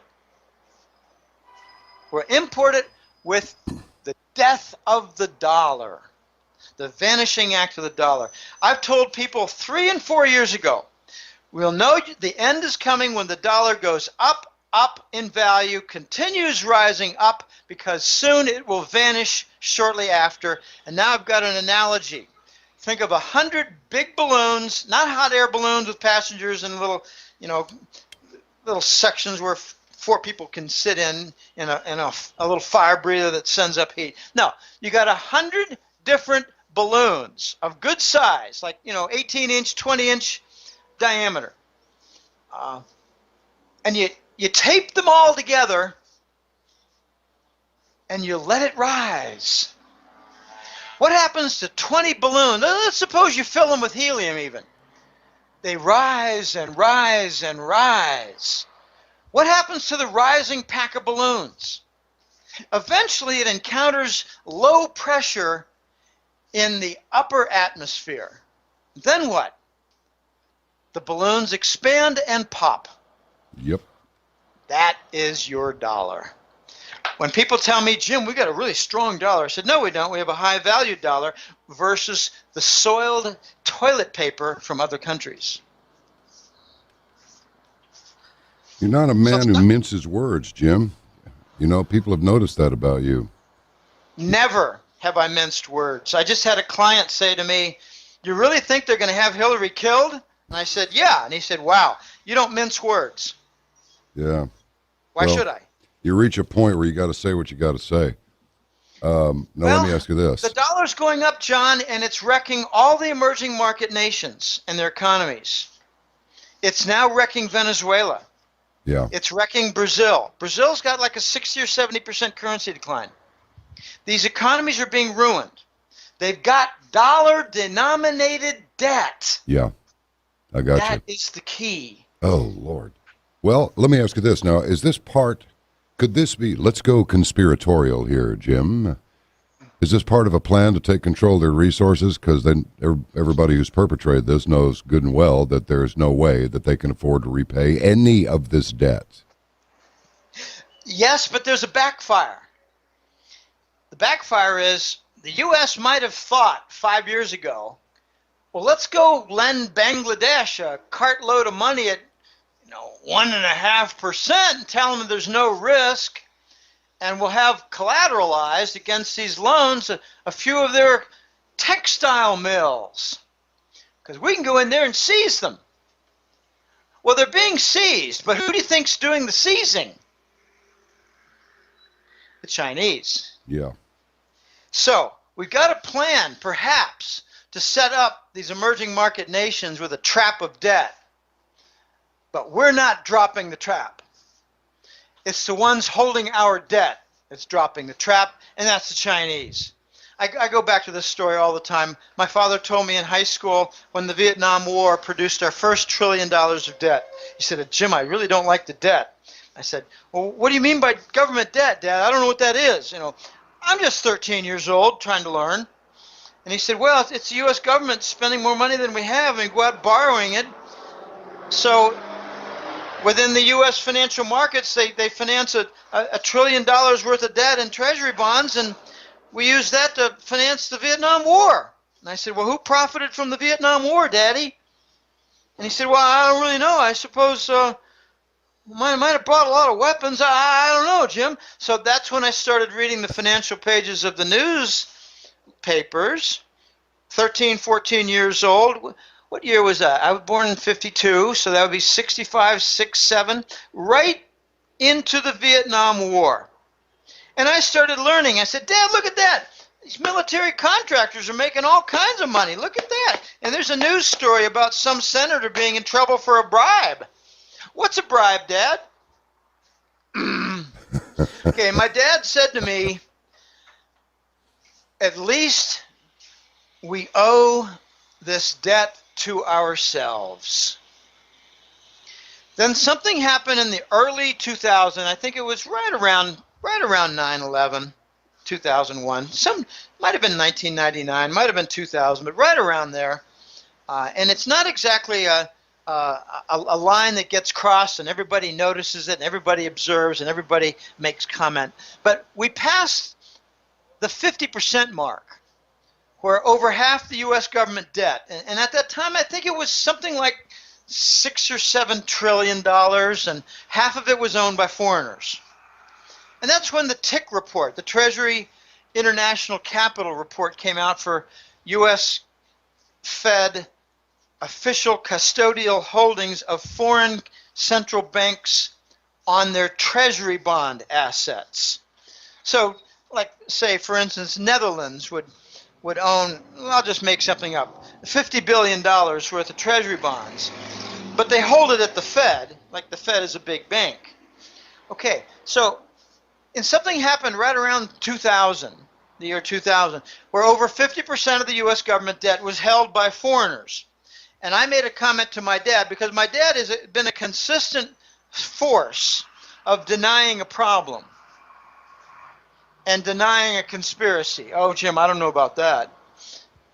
What's your proof of that? I said, well, I could show you a lot of things, Dad, but I don't think you'll accept it as proof, and I don't think you'll understand what some of it is. Oh, gosh, Jim, you can be really arrogant sometimes. I said, okay, Dad, let me explain to you the reverse repo and how that was not quite a real interest rate hike last December. The reverse repo was and I went on for 5 minutes. I said, how did that sound, Dad? Did you follow that? He said, no, I really didn't catch much of any of that. I said, that's why I don't make explanations to you, but you don't trust my knowledge base either. Anyway, I told my father that we're in trouble because here we are in the early 2000 decade, and over half our debt is owned by foreigners, and the percentage is rising every year. And then I pointed out to him a year ago that they stopped calculating the U.S. government debt limit. And I said, what do you suppose that means, Dad? Not a big problem, huh? And he said, well, gee, I don't know, Jim. Why do you worry about it? I said, Dad, you are worried about the first trillion in government debt, but you're not worried when it's approaching 20. Why is that? I'm a real thorn in everybody's side, John. I love that about you. So I told him, Dad, we don't have a debt limit anymore because we already defaulted. And China doesn't want us to announce the default because they're working really hard to get rid of their treasury bills and bonds, buying African assets and U.S. urban commercial property. What do you think would happen if we announced a debt default? Well, Jim, I'm not sure that's even possible. Then why do we not have a debt limit anymore, Dad? And now I'm not 13. I'm 63. Wow. So my arguments are more solid. My facts are more lined up. And he said, I don't know, Jim, but, you know, I get really tired about all this stuff. I wish you loved your country more. I said, I love my country. I love my country a lot. I want to see the vermin called the neocons to lose power so that we can have our country back. And he said, oh, gosh, Jim, why do you make it sound like some foreign entity is trying to control our country? We're all Americans. And I said, you really think George Bush and Henry Kissinger are real Americans? Yeah. And he said, well, Jim, you know, I don't know. I don't really like talking about all this stuff. I said, Dad, I know you don't, because you don't know anything about it, and you dismiss almost everything I say. But when I have a client who sends you a $220 check and puts in a note so my dad can deposit in my bank account in Pennsylvania, that's how I pay my website manager, just little details. I got 30 clients who do that. Okay, that's how I pay my website manager. But when a client, Dad, sends you a $220 check and makes the accidental move of putting in a note there saying how bright your son is and how he anticipates all these problems, you call it alleged expertise. I said, Dad, how do you like being an alleged expert of literature? Mm-hmm. said, Dad, do you know the insult of the word alleged that you just put in there? Yeah, Jim, I know, but I think you've got a lot of clients who buy some of your kind of weird theories, you know. Wow. I said, do weird theories, are they accompanied by 80 to 90% correct forecasts? Yeah, but Jim, you know, you make a forecast and you claim it's correct, but you can't really convince me that it's correct. I said, that's because you don't know the nomenclature, the concepts, or anything about what I'm talking about. Wow. How's that reverse repo trick work out for the interest rate hike, Dad? Yeah, okay, all right. So I'm an alleged expert in finance and economics. I said, Dad, are you aware I'm kind of a leader in podcasts for YouTube and finance economics? Yeah, I guess there are a lot of, weird people. I don't know. Oh, yeah, that's it, Dad. There are a lot of weird people who like to waste their time listening to this garbage, right? I said, Dad, unfortunately for you, there are a lot of people out there who like to know what's going on so they can protect their life savings, which you do not do. Dad, you protect your coat, neck, and head more with an umbrella than you do your life savings. Well, Jim, that's kind of a nasty thing to say, don't you think? Yeah. I said, where am I wrong, Dad? You don't want to hear anything about the dollar's troubles. You used to care about the federal debt when it was the first trillion, but not the 20th. You're not concerned about how movements toward treasury bonds are all artificial demand through interest rate swap derivatives, nor could you define one. But you do listen to the weather forecast and carry an umbrella. I've got a lot of clients, Dad, who really want to protect their life savings. Unlike my sister, who thinks I'm a crackpot. And Dad, I don't give a good crap what my sister thinks anymore. Okay, so, it's getting off the beat here a little bit. You know what, Jim? Of course, I can't see your face. I've never seen your face except your photograph. But I read you pretty well. I'm reading your voice print. And you know what? You seem genuinely sad that they won't listen. I mean, that's what I'm hearing in your voice. Is that I'm hurt. Yeah, I am hurt. I got a lot of clients who share with me, oh, Jim, you wouldn't believe it. I got a brother just as dumb as yours. I've got at least 100 messages like that from clients. It's a point of frustration. I'll tell you what the basis is. I'm not given respect by my original family. I'm given respect by my former colleagues from past jobs. I'm given respect from some of my college buddies when I went to school in Ohio. I'm given respect by a professor of mine from my Carnegie Mellon days. They understand a little bit about what I'm doing. But I don't talk much to my sister because I call her a dim bulb. That's my regular name for her. I said, you're a dim bulb, and here's why, Chris. You have an opinion, you maintain it, you dismiss any evidence that might go contrary to it, you insult someone who wants to put that information and data on the table, you call them wackos, conspiracy weirdos, and people who want to disrupt the U.S. system, you call them unpatriotic. But what you've got is what we call contempt before investigation. I know all about that stuff. I don't need to read about it. I said, do you ever listen to your own words? I don't know anything about that, but I don't read anything either and don't need to. Oh, gotcha. I've got an opinion, and I don't need to update it with reality. I said, that makes you arrogant and ignorant, Chris. And I don't plan to talk to you about any of this stuff since 2010. And I said, good luck with your 401k.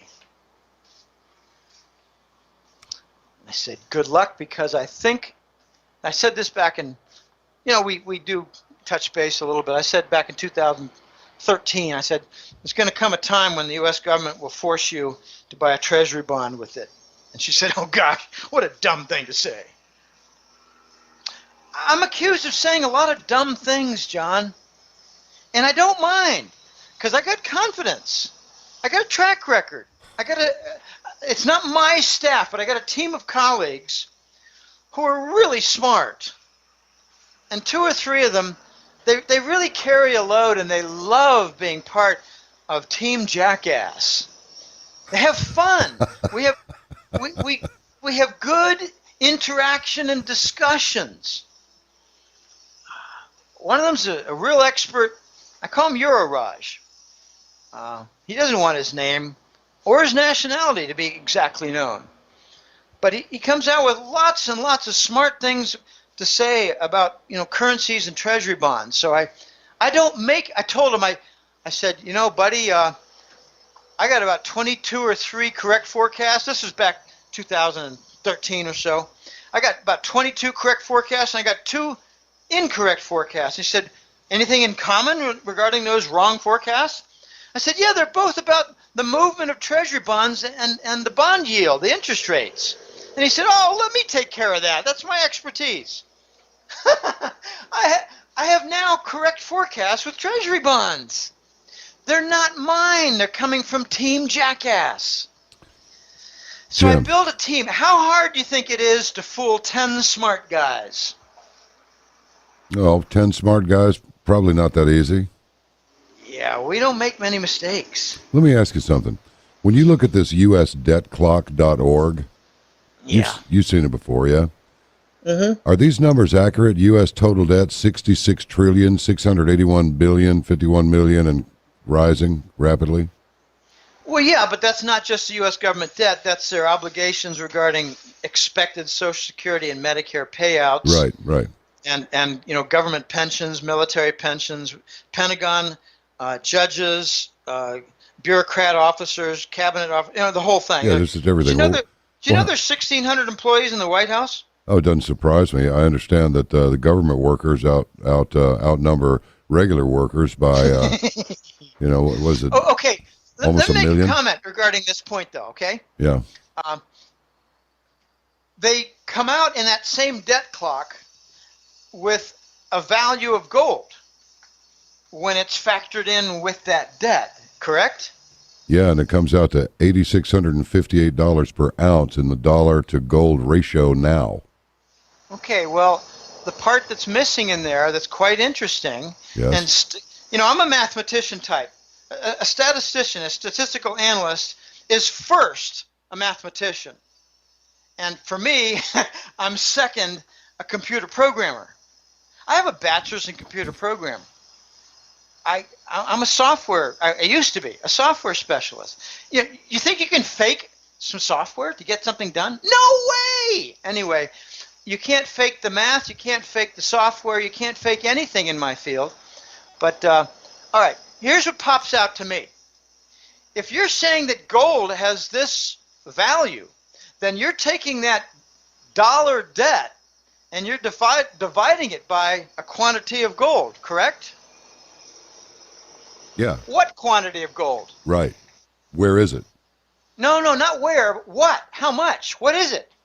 What's the volume of gold that they're using in that ratio? Oh, exactly. Yeah, I guess. Is that the 8,500 tons of gold in Fort Knox? Right. That doesn't exist? Right. So are they giving you a wacky, phony, ridiculous, absurd gold price based on gold that doesn't exist? Yes. And the quantity cannot be calculated? Yeah, I think the short answer is yes. That's what they're doing. Yeah, okay. But what you can do is say, well, let's just use in our calculation, for argument's sake, what Fort Knox used to have. This is absurd what we're doing in U.S. government accounting. Okay, that's how I react to the debt clock and the gold price related to it. I go, well, that's pretty stupid. In other words, if you don't, okay, I probably have told this story before. I've got a colleague, I call him George of the Comex. He said, don't you ever use my real name, not even my real first name. I said, okay, don't worry, you're George the Comex. And he said, fine, that's good, I like that. Well, George had a roughly 18-year career at the Comex being a logistics delivery type specialist. How are we going to get that copper delivered to this company from the warehouse? How are we going to get this all done? So expediting delivery and satisfaction of contracts. Logistics for the Comex. Okay. He said, Jim, I got out of that job, but I kept up with Marty. Let's just call him Marty. Marty was my buddy for many of those years, and he got tired of the whole thing in Chicago. So he decided that he was going to start up a security company, and wouldn't you know it, he got the contract for Fort Knox. I said, how many years ago was this? We had this conversation right around 2010. It was after Lehman, because I didn't really know him very well. He was introduced to me by one of my other colleagues. My colleague said, Jim, you got to get George, this guy, whatever his name is. I call him George now. You got to get this George in the group because he can really add. He's got a lot of insider scoop on things with the Comex. I said, great, bring him in. So that was right around the time I had the voice. Anyway, the voice introduced my European gold specialist. So anyway, here's what he told me about Marty. Marty had the contract for security at Fort Knox, which meant that he had command of something like a dozen men with shifts and all kinds of little problems to manage Fort Knox. You don't want break-ins into Fort Knox. And he said, Jim, you wouldn't believe what Marty said is inside Fort Knox. And I said, well, I'm pretty sure it doesn't have gold. And he said, well, it does have a little bit, just a very, very little bit, like what you would call a few drops. I said, okay, so it's not 8,500 tons. He said, oh, no. It's a couple barrels of coins, a couple of standard beer barrels half filled with coins. And I said, gosh, that doesn't even sound like $1 billion. He said, yeah, it might be $1 billion, might be $1.5 billion, but it's not the 500 billion that you'd have with 8,500 tons of gold bars. I said, okay, George, get to the point. What does Fort Knox have? What are they storing there? What are they protecting? What is Marty protecting with his staff of crack specialists? And he said, nerve gas. Wow. We took a gold repository, John, and converted it into a nerve gas warehouse. Nice. And we're one of the biggest manufacturers of nerve gas in the world. We're not still making that VX stuff, are we? I don't know what we're making. Okay. That's why we invaded Iraq, to recover our nerve gas. Well, that Saddam bought from Papa Bush. I tell you, this is some kind of fun. All right. So, President-elect Trump is going to inherit a plate of unpalatable financial poo. Now, poo. Yeah. You are so politically correct. Yes. Well, this is a children's show. It's nasty poo, John. Yeah, it is. Well, let me ask you this. Go ahead. Can anybody preside over what you predict will happen? Well, yeah, but he not only must be smart like Trump is, we've got someone who is very well qualified to reindustrialize the country. Notice that in his speech he said, I'm going to go out there and tap the best talent. We're going to look for opportunity and potential for this economy because we have a lot. He's describing the reindustrialization of the country. But what's the downside? What is he also going to have to deal with? Well, Mr. President, we need to have a meeting because in the last week we had 250 gas stations explode with domestic violence because of all the shortages and the price increases. So what do you think we should do about all these people that we're arresting for blowing up gas stations? Send them to Detroit. Just kidding. Well, we can't put them in the U.S. military and give them rank. No. Because I think that's going to be largely disbanded. I know. And that's going to be one way we reduce the federal deficit. I've talked about the trade deficit and the difficulty in managing that with, accelerated new company development and exports of output. But the federal deficit is going to be covered, I think, from confiscation of the pension funds. Yeah, that would be helpful, wouldn't it? Well, IRAs, 401ks, and KIOs, I'm not sure. I think it's the savings, the total savings per year from all the different people in the economy. I think it's close to $1 trillion. I know it's in the several $100 billion range. Yeah. So we might actually manage well our federal deficit, but not the trade deficit. That's the monkey. That's the monkey on our back.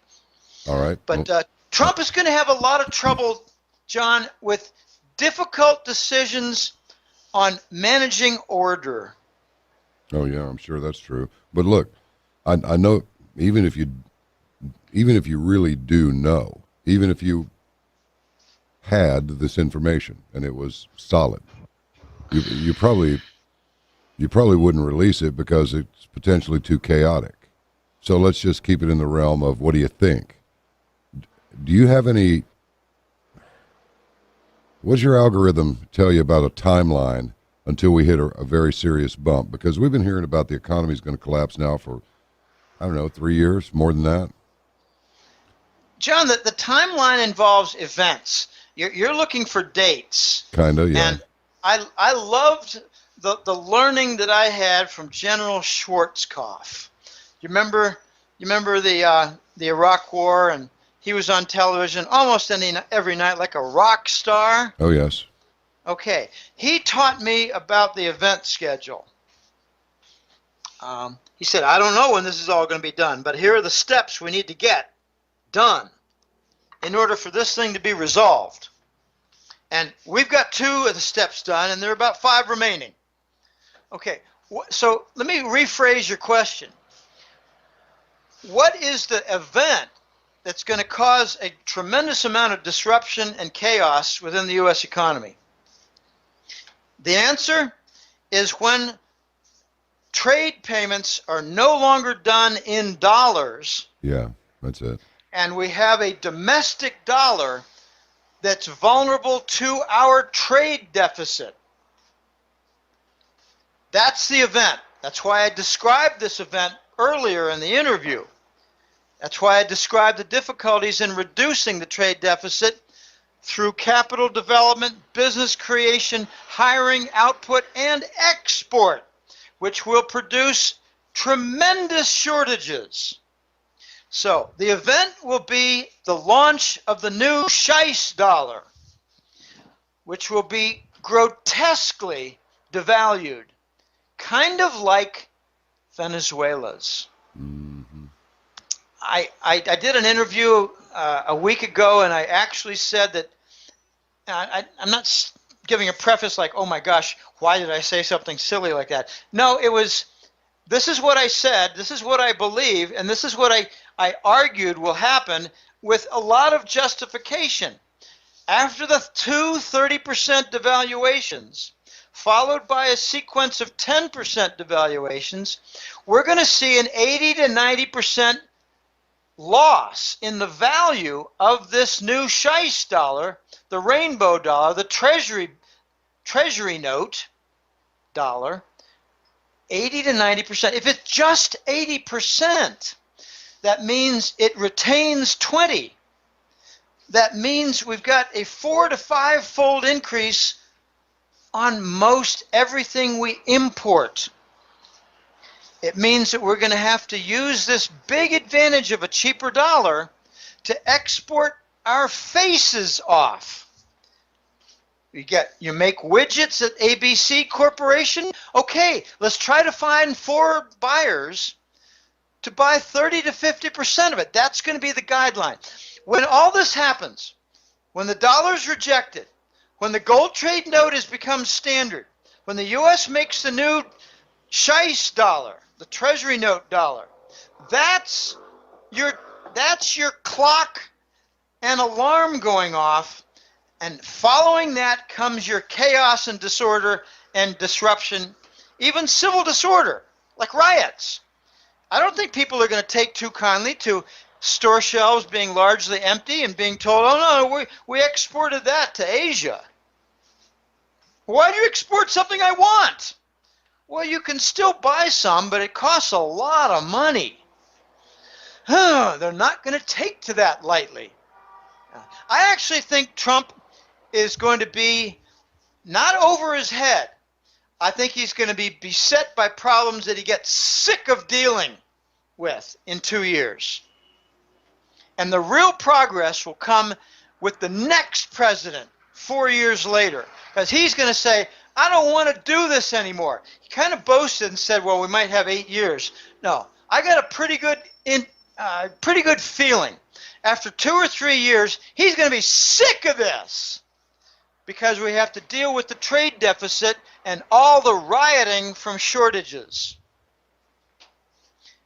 And the next president is going to see some benefits of what Trump did, creating 50,000 new companies for export emphasis.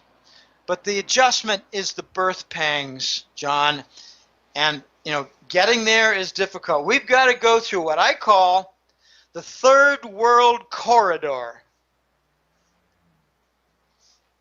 You devalue your currency like what I'm describing, then you've got a third world country. And you wait to see all the problems and coming up with funds for infrastructure that Trump wants to do. He's probably planning on cutting back the military budget and using that to build highways and bridges when we're about to lose the dollar, and we're going to be more interested in survival as a nation to export everything that's not nailed down. So we're the country with the shortage of rice, beans, toilet paper, and condoms. Oh my gosh, man. This is sort of a grim picture, don't you think? We've lived with the free credit card for 20 years. Yeah. Remember the John Conley quote, it's our debt, but it's your problem. Yeah. You discontinue that, and it's now our problem. We're going to import inflation. And we do it with the Scheiss dollar. Yep. Wow. This is grim because we've got a $550 billion trade deficit that no one thinks is a problem. I like the way you put that. That no one thinks is a problem. Only the really smart guys in Wall Street who are paid never to bring it up in their analysis or speeches to the idiots in our population. Oh, Lord. Which make up 90%. And I address the 10% who are smart. My clients, John, I got 2,600 clients. My clients come from that 10% of the population that's smart, that makes money, that saves money, that wants to protect their life savings and own some gold and silver and want to know what's the best way to handle all this. What's the best way to expect what's coming? What's coming next year, Jim? I get that question a lot. What's coming next year, John, is the launch of the Scheiss dollar. Next year. I think so, yeah. Right. I thought it was going to be this year, but no, Obama's not interested in doing anything smart. Obama's one of the dumbest presidents we've ever had. Take a look at his economic programs.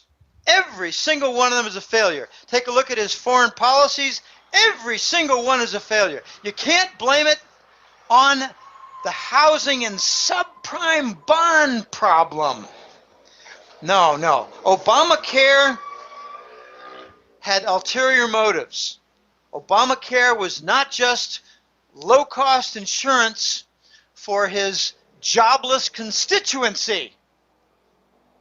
Now, Obamacare was a forced financial statement of all foreign accounts, including everything.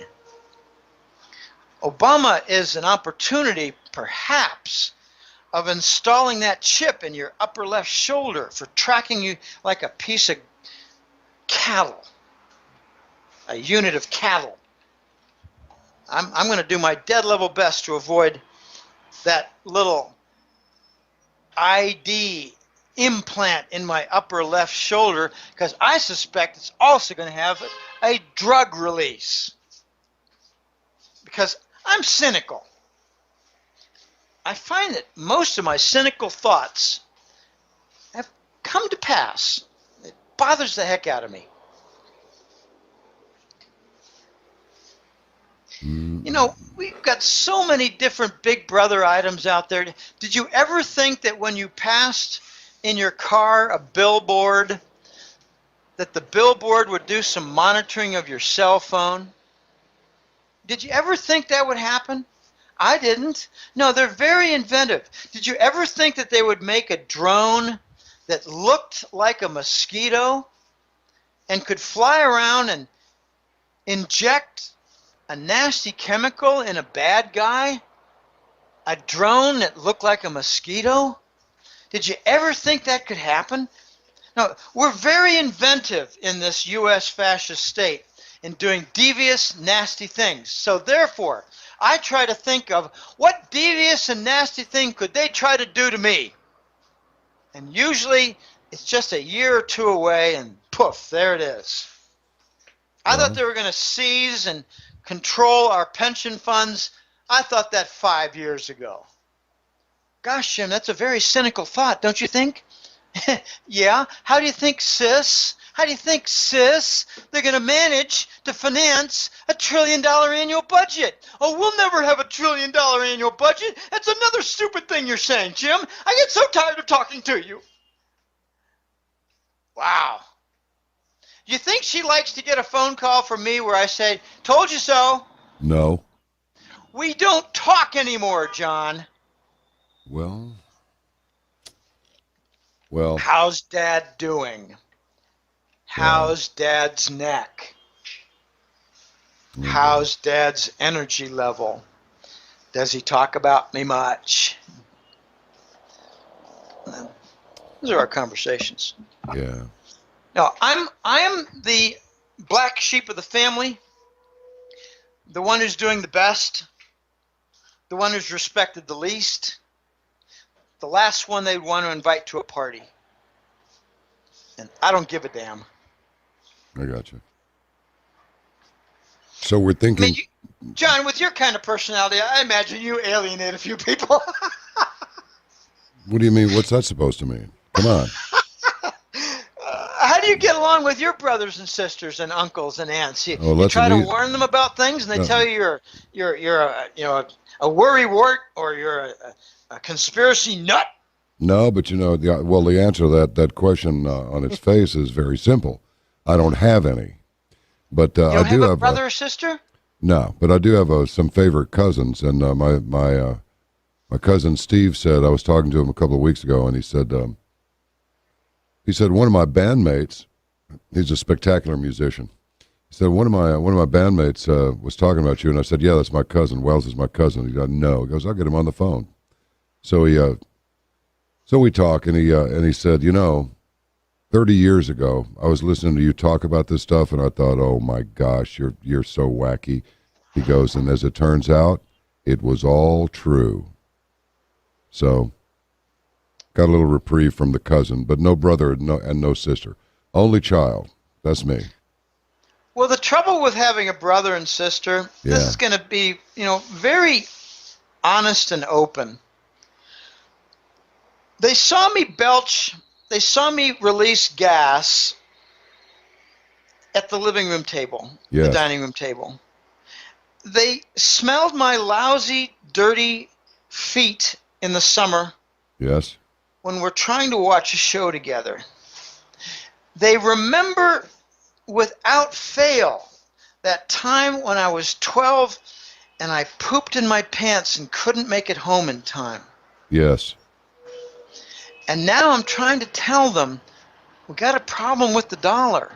Oh, Jim, you pooped in your pants when you were 12. Yeah, I know. You can't get away from that. I know it. I also had some financial problems back in 1988, right after Black Monday. It contributed heavily toward a divorce. Yes. And they say, gosh, Jim, I don't want to listen to what you have to say now. I don't care if you say you boned up and became a bit more of an expert. I don't care about it. I don't care. All I remember is after Black Monday, you lost a lot of money and Kathy left you. Yeah. Yeah, she did. And yeah, I lost some money. Yeah. Was I alone? No. Did I learn something? Yeah. Did I repeat the problem? Let's not go there. I repeated the problem in 93 and then afterwards I did not make that mistakes again. No, 99. What am I saying? 99. I made the mistake again in 99 and I have not made the mistake again. And I give a lot of credit to my gang of colleagues in The Voice. I'll pass by The Voice and Euroraj, a theory that I have. I say, I think this is going to happen. And it's going to be an offshoot, say, of the Germans saying we've had enough of you Americans messing up our economy and our political structure. I said, we're going to see these three things happen. What do you think? So I run it by them, John. I'm not alone saying, well, gosh, I don't know what to do. I don't know what to do. I think I'll do this, and what the hell? I think I'll double down. No, I'm not doing that. No. I'm not doing that. So my sister doesn't want to hear about it. I don't really care to get my sister's respect anymore. I've gone to the point, and this is a bit nasty, I do have a harsh side. I want to see her a victim of bail-ins. A victim of what? Bail-ins. Oh, got you. Oh, Lord. Then maybe she'll listen to your thinking. Oh, yeah, but she won't be listening to anything I say because I won't be talking to her. Yeah, got you. Well, I want her to realize what I've been warning and have it touch her life so that then she has to make up some lost ground and might, through my father, if he's still alive, he's 97 now almost. amazing. Next month he'll be 97. He's still active. He's still lucid. And I'm telling him, Dad, I think when I'm in my 90s, I'm going to be in good shape and lucid too. And he said, yeah, Jim, you're doing okay physically. That's good. I said, yeah, and I drink a lot more milk than you do. So you ever did? Because you like tea, remember, Dad? And now you've got a disintegrated vertebra. I don't think I'll have that problem. Did he drink, smoke, or, go out late at night or any of that? No, he didn't do any of that. He would have some drinks at cocktail parties, but it was never, I never really knew him drunk. Not once. So that's not it. Not a problem.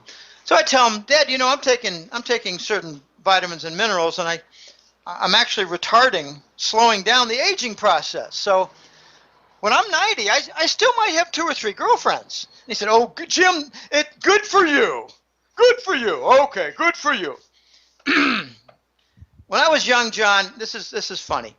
I get kidded a bunch, and I like to mention, I know 2 or 3 gals here, and they're very, very nice. They're younger. I said, call me the Padrino. Padrino is Spanish for Godfather. I think Italian has the exact same word, padrino, godfather. But I said, Dad, when I was young, I really didn't have girlfriends. I really didn't. I was, me, I was playing sports and studying, trying to be the best in school, try to be in the top 10. And I did. I succeeded in that. I was in the top 10, John, out of 400 high school students. That's how I graduated. So I did well. I did not have girlfriends. I did not go to the prom. I was depressed on the night of the prom, and I remember it like yesterday. I remember going for a walk, almost crying. 17-year-old kid.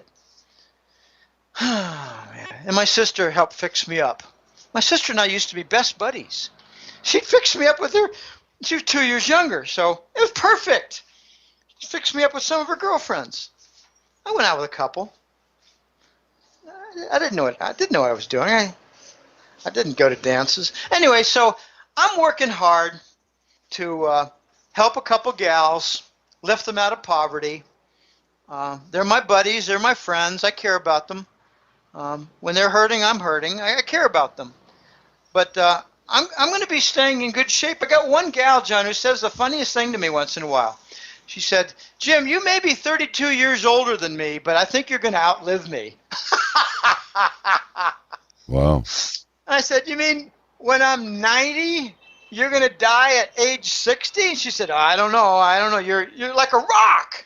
And I said, yeah, well, I've got my vulnerabilities. I've got a curved spine and a bad left knee. Come on. But anyway, I'm getting a little you're personal feisty. here, That's John. what does it. Okay, so look. I mean, I don't mean to go all simplistic, sophomoric, immature, and maybe even juvenile here, but are you saying get away from the paper money and get some metal stacked up, or what? I'm saying this was actually related to me only 3 days ago. The voice said to me, Jim, it's incredible what's happening. The economies are deteriorating rapidly. My Europe is fracturing, especially with all the, as you call it, the Arab human garbage. I said, yeah, the influx is nonstop. He said, Jim, there's going to be only one asset that survives this mess. It's gold and silver. And I said, well, what about property? Really? I mean, what about property like farmland or a commercial building or a residential home? And he said, Sit on the you're going metal to and see wait. a vanishing act of buyers. No, sorry. I said sit on the metal and wait. Well, yeah, that's convert. Okay, right now, what are they doing at the Fed? They're pumping up bonds, pumping up stocks, so the public doesn't know what's going on, doesn't read any alarm bells. Sell your stocks and buy what they're pushing down in price, which is gold and silver. But that's not the human typical reaction. They want to buy something that's already gone up. John, it's lunatic. They don't want to buy gold and silver because it's been kept down. They'd rather buy more stocks because they've gone up. Ugh. Try that argument with some people you know. You want to buy this? It's already gone up 20%. Oh, yeah. I want in. You think it'll go up another 20%? Well, sure. Well, why not buy gold and silver? Because the dollar's going to die. Oh, come on. You're saying the silliest things. Let me ask you something, Jim. You know, I like this guy personally. I like Harry Dent. He's funny. He goes, listen, if I'm wrong, he goes, John B., if I'm wrong, I'm going to move to New Zealand and be an Uber driver. I'm going to quit my job, and I'm going to get out of this, all of this. He goes, but I'm telling you, something bad's going to happen. And the only thing that I've been able to take exception with him on is he thinks that the metals will go down in dollar pricing, that it'll be $800 gold for an ounce. That's what he's been saying. Now, some people have described Harry as you know, like a blind squirrel that wanders around, eventually finds a nut. But when he finds a nut, it's a hell of a good nut. But I'm just wondering why. I know you can't read his mind. I don't even know if you know him. I know about him. Well, I know you know about him, but I mean, Harry Dent. I don't think necessarily you've spoken to him, but I don't know. But the thing is no. why do you think he says something like that? Because I'm telling you, that's his story, and he's sticking with it. And he's a bright guy, so I'm thinking, okay, let's listen to him. I like talking to him, but I'm a little bit. I'm not ready to embrace this $800 an ounce gold thing at all. I'm not. Well, I would ask him two questions. Please define what you call the gold price. Right. And second, where do you think the gold price will be in 5 years? I don't care about the paper price going down to 800. I yawn. I got you. Okay. You're not going to be able to buy any, so who cares what the price is? You could barely buy the gold now at $1,200 handle. Okay, here's a definitive experiment that I challenge you on. All right, hit me. Okay, it's it's a, what do you call it? A rhetorical argument, but you'll understand my point. You've got a spare $100 million. Go out and buy as much gold as you can under $1,300 an ounce, or right at $1,300 an ounce. Spend that $100 million that you've got in your drawer, and let me know after 6 months how much you were able to buy. My guess is that you'd be able to buy maybe a couple $1 million worth. What's the point? It's not available. The price is wrong. Wow. The supply and demand dynamics have ruined the equilibrium. There's not much available, only drops. All right, wait a minute. Wait a minute. Draw me a picture on that. That's important.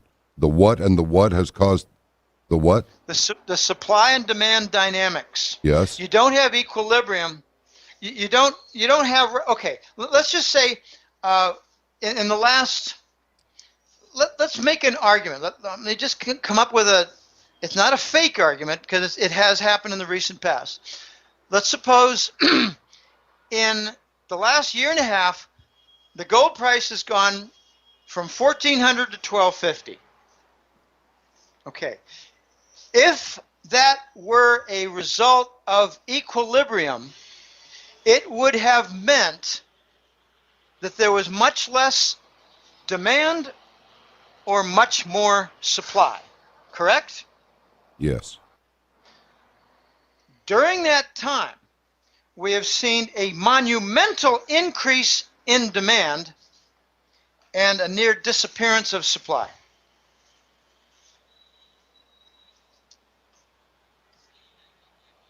We don't have equilibrium of supply and demand. That's why you wouldn't be able to secure $100 million with your spare money to buy all that gold. You'd only be able to buy 1 or 2%. And you'd be left sitting with a lot of money and only a little gold and frustrated. You cannot find that much gold. I got you.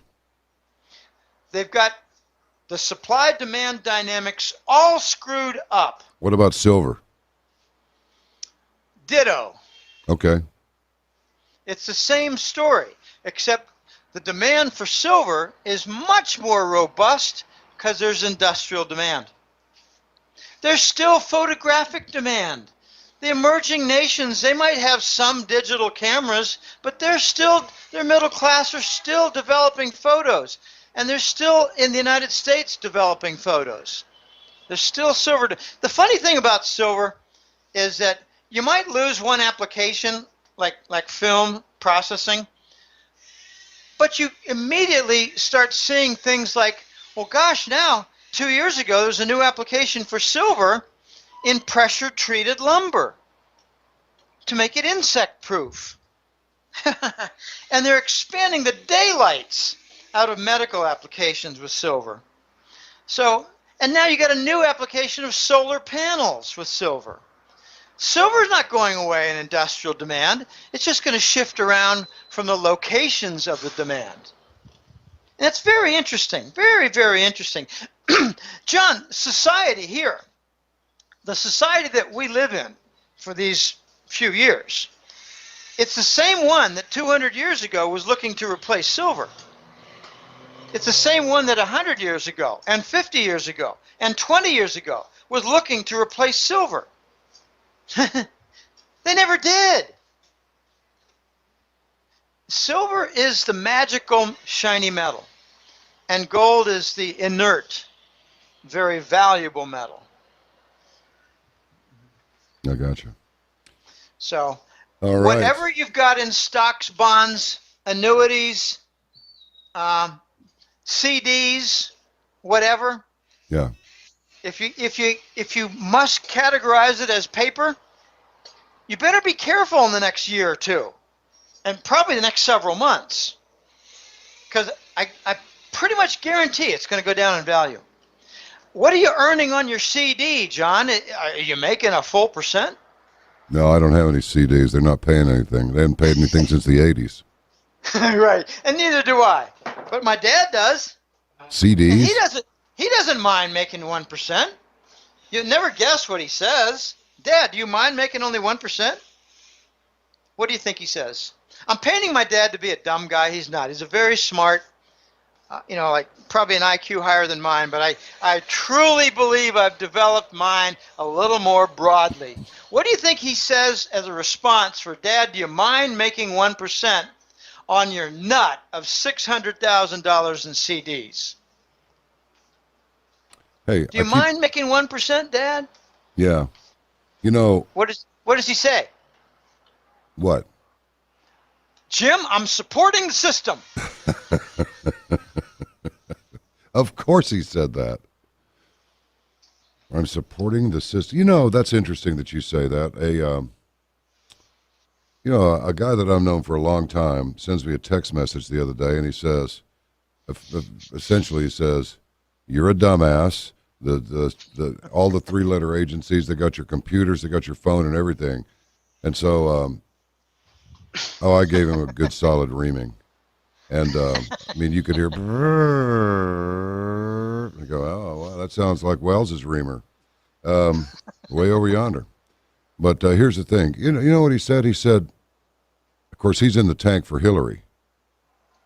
And one of the words group of words I was really surprised to hear him say was, support your government. Stay out of these investigations about what they're doing. I couldn't believe it. I could not believe it. I'm fond of him from the standpoint of our friendship, but when somebody tells me something, I can't even. I got to tell you. Your mouth hangs open. I know. You just go, wow, what? Huh? You just can't believe it. I know. And I'm not even sure what I would talk to a Hillary supporter about, even if it wasn't politics, because you can spot somebody that has that left leaning. It's visible. It's physically observable. And I've got a extended family member who's ex-military. Yeah. Okay, he's a cousin. He said to me, Jim, you really sound ex-patriotic. You sound like you're not patriotic. Oh, brother. I said, no, I'm very patriotic. I want to clean this country up and, let's start over again. If it means a new Congress, hey, fine. We'll make a new system for Congress. If it takes a tribunal, fine. Let's just do it. But let's get honest about what's going on in this country.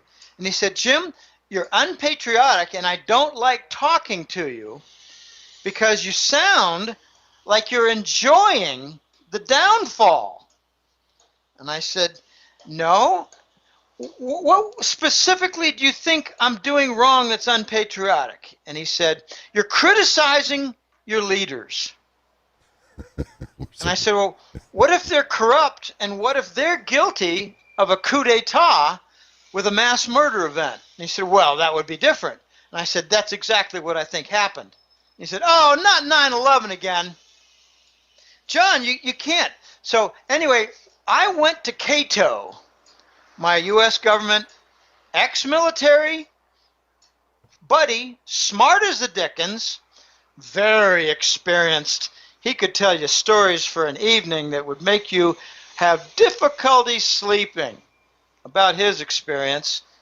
But he knows National Security Agency, he knows Homeland Security, he knows a bunch of different things, he knows Army Rangers, and he'll tell you all about what happened to Pat Tillman, the former Cardinal from Arizona, football player, NFL.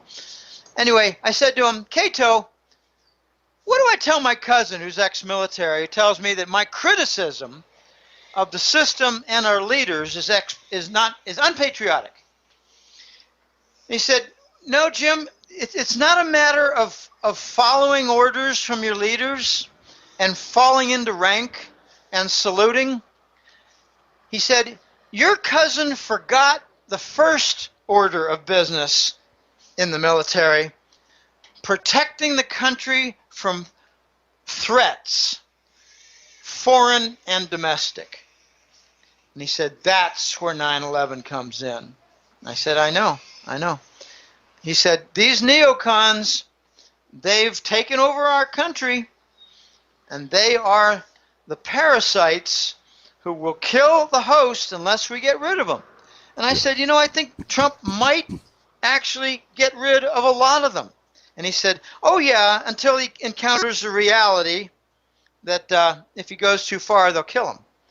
I said, okay, so it's a tough balance. So he's got to make progress without being too complete. And he said, something like that. It's just going to be very challenging for him. You're going to see the frustration after 1 year. Well, I'll tell you, I think we need to make it clear. I think we need to make it very clear that we're not going to have another JFK deal. We're not going to have anything blamed on the Russians. We're not going to have anything blamed on the hardcore Islamics. No, we're not. We're going to have instead just some stagnation on the reform side. Why aren't we doing more to clean up the Wall Street banks? Well, because you want to save the banks while you murder the economy. That's why. Because they're idiots. Well, we're going to get under this reindustrialization, and then there'll be complaints. Well, why can't the wages be higher? Sure. Why can't we clean up these banks? And we still have the defense contractors making weapons that don't work. The answer needs to be because of the great leaders that you put into, like Obama, who managed to double $8 trillion, double and more. We don't have the money for that any more than we have the money for $15 an hour for fast food employees. We just don't. Those are entry-level jobs. Unless you're in management and you eventually want your own franchise, you're not supposed to stay in that job till hell freezes over. You're supposed to move on to the next level. You're supposed to make progress. You cannot. You can't stay static. And I think that we need to make it clear that you cause any harm to Donald Trump, we'll find you and we'll cause harm to you big time. I think that these people are afraid. As long as they had Obama, the great leader, who's as great a leader as that piece of communist crap, Nelson Mandela, that all the liberals just suck up to as if he's some great leader, and he's not. He was a communist who orchestrated the destruction of that country under the tutelage of George Soros, who started sleeping with F.W. de Klerk, and they were going to try that same model on this country. And I'm going to continue to bring up South Africa, not just because my girl's South African. It's got nothing to do with it. I was there. I saw what happened. I know what happened. The same thing they're saying about the same crap that the Black Lives Matter people are saying. Their people are idiots. I say two things. The black people in this country that are with the program, we need to protect them. Donald Trump is the biggest threat to the neocons that has ever walked, who's about to walk through the doors of the White House, and he needs to be protected too. And we need to make it very clear. We're not going to tolerate anybody threatening this president. The people have spoken. The left can deal with it. Hey, what is it you do when you run out of people to screw? I know, yourself. And these people just need to go off and handle that bit of business. They can hug and cry and bemoan and all of this, and he doesn't have the temperament to lead. Well, I'll tell you this: Vlad Putin is the tough guy on the block on the other side of the globe, and Putin's okay with him. What would you rather have, this worm Obama in there, or some insane psycho woman like this Hillary Clinton, who's nothing but a hardcore criminal, to try and prod that Russian bear into World War III? Is that what you want? Why? So you can dance naked in the gay pride parade? Grow up. You have no life. Get one. John, you mentioned the word temperament. Yeah. And that's exactly what I was scribbling on my little sheet here. What's the complaint we've heard of Trump within the press? That he's a little out of control, that he's a bit insulting, and he doesn't have the proper temperament. I think he's got exactly the temperament for it personally, but go ahead. Right, Hillary does. Oh, That's yeah, sure she does. Even last night we heard that from the newscaster saying, well, not sure he's got the temperament for. Hey, look, I have a colleague who met Trump several years ago. I'm not saying that he worked with him on projects. He met him and spent a couple of hours with him. And he said, Jim, this guy comes from Atlantic City, and Vegas, had been bankrupted and come back, has borrowed money and recapitalized. He's got back on his feet. he is a very difficult guy to have as an enemy. He is going to instill a bit of fear into his enemies. Good. By his mere background of coming from very tough Atlantic City and Vegas. Have you seen this meme about him? Well, look, Jim, there's this meme. It's so good. He's sitting, there's Mr. Trump sitting in his limo, and he's got a Glock. And he's pointing out the window, and he says, you know that thing that he was talking about, let's say the P word? It used to be perfectly acceptable when you were describing a cat. Okay? He says, get in. He says, get in, P word. We're making America great again. He's holding his Glock. And I'm thinking, I like this guy. I like this guy, and I like the guy who recognizes the guy that Donald Trump is, and I like that meme. It's good.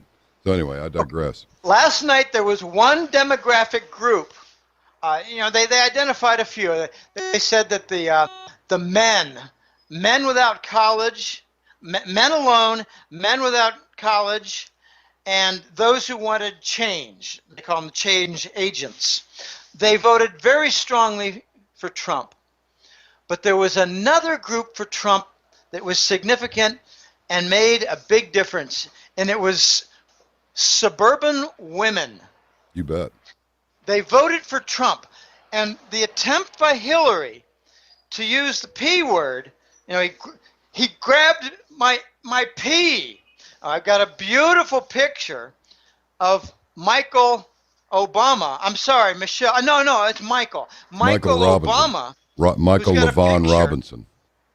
Michael Robinson, right. Michael Obama, 1983 middle linebacker, Oregon State University, by the way. And he's got a placard and said, Trump touched my penis. Okay, so now we know all about Michael, but 4-year-olds run for it. Here's what happened.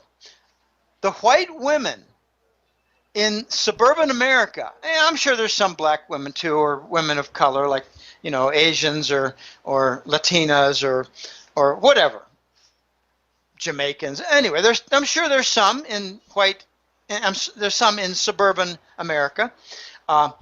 They voted rather strongly for Trump, and when they saw the ads that he liked walking into a room with naked, beautiful women, and made comments about that insinuated he appreciated a good pair of breasts and occasionally was guilty of grabbing a woman's crotch, they thought, that's my man for the White House. Well, because yeah. we just had 8 years of a gay guy with a gay man wife. Yeah, Jim, you are, in my opinion, other than myself, one of the most forthcoming people, and I'm not trying to toot my own horn. I wish there was nothing to toot it about.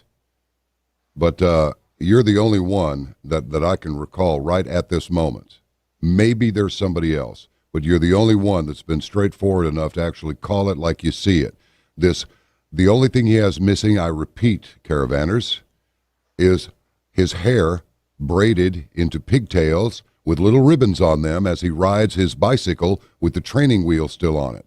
It's going to be great to have a real, no kidding, badass, heterosexual man at the helm with his beautiful wife, his beautiful family, billions of dollars in business experience. I mean, what's it going to be? If we're the United States of America Incorporated, well, I say let's get a good businessman to run this damn thing, because this idiot excuse of a leader that's been in there that nobody even knows who he is.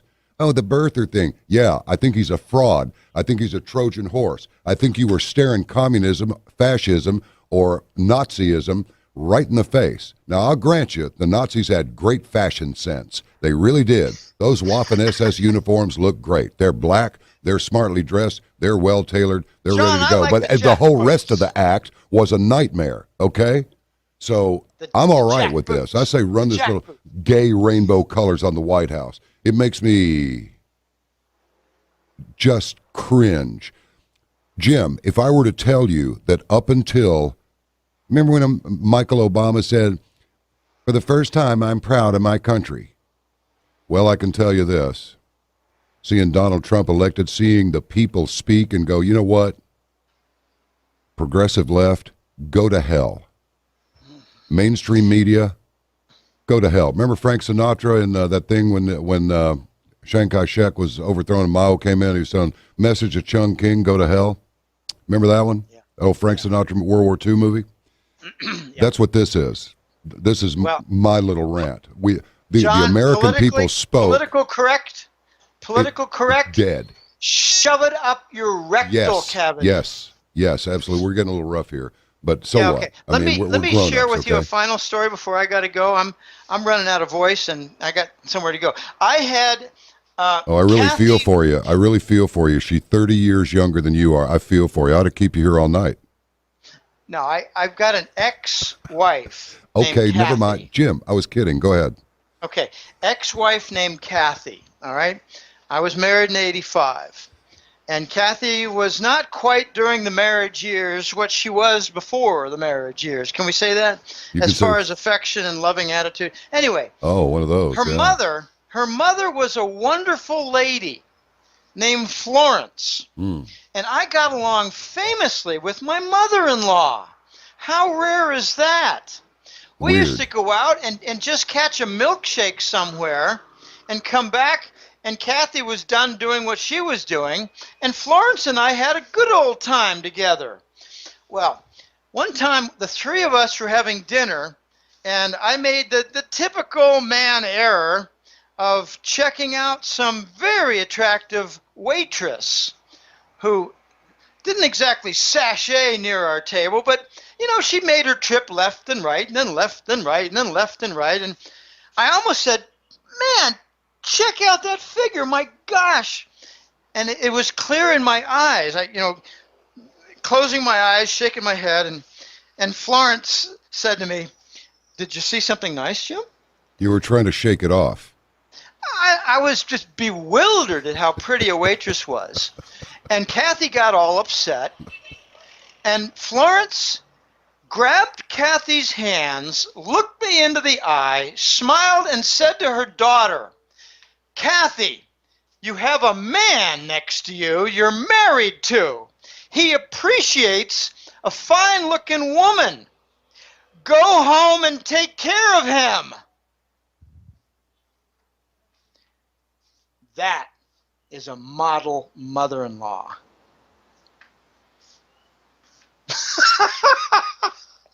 Wow. I can't believe you heard that from your mother-in-law. I mean, I think that's astounding.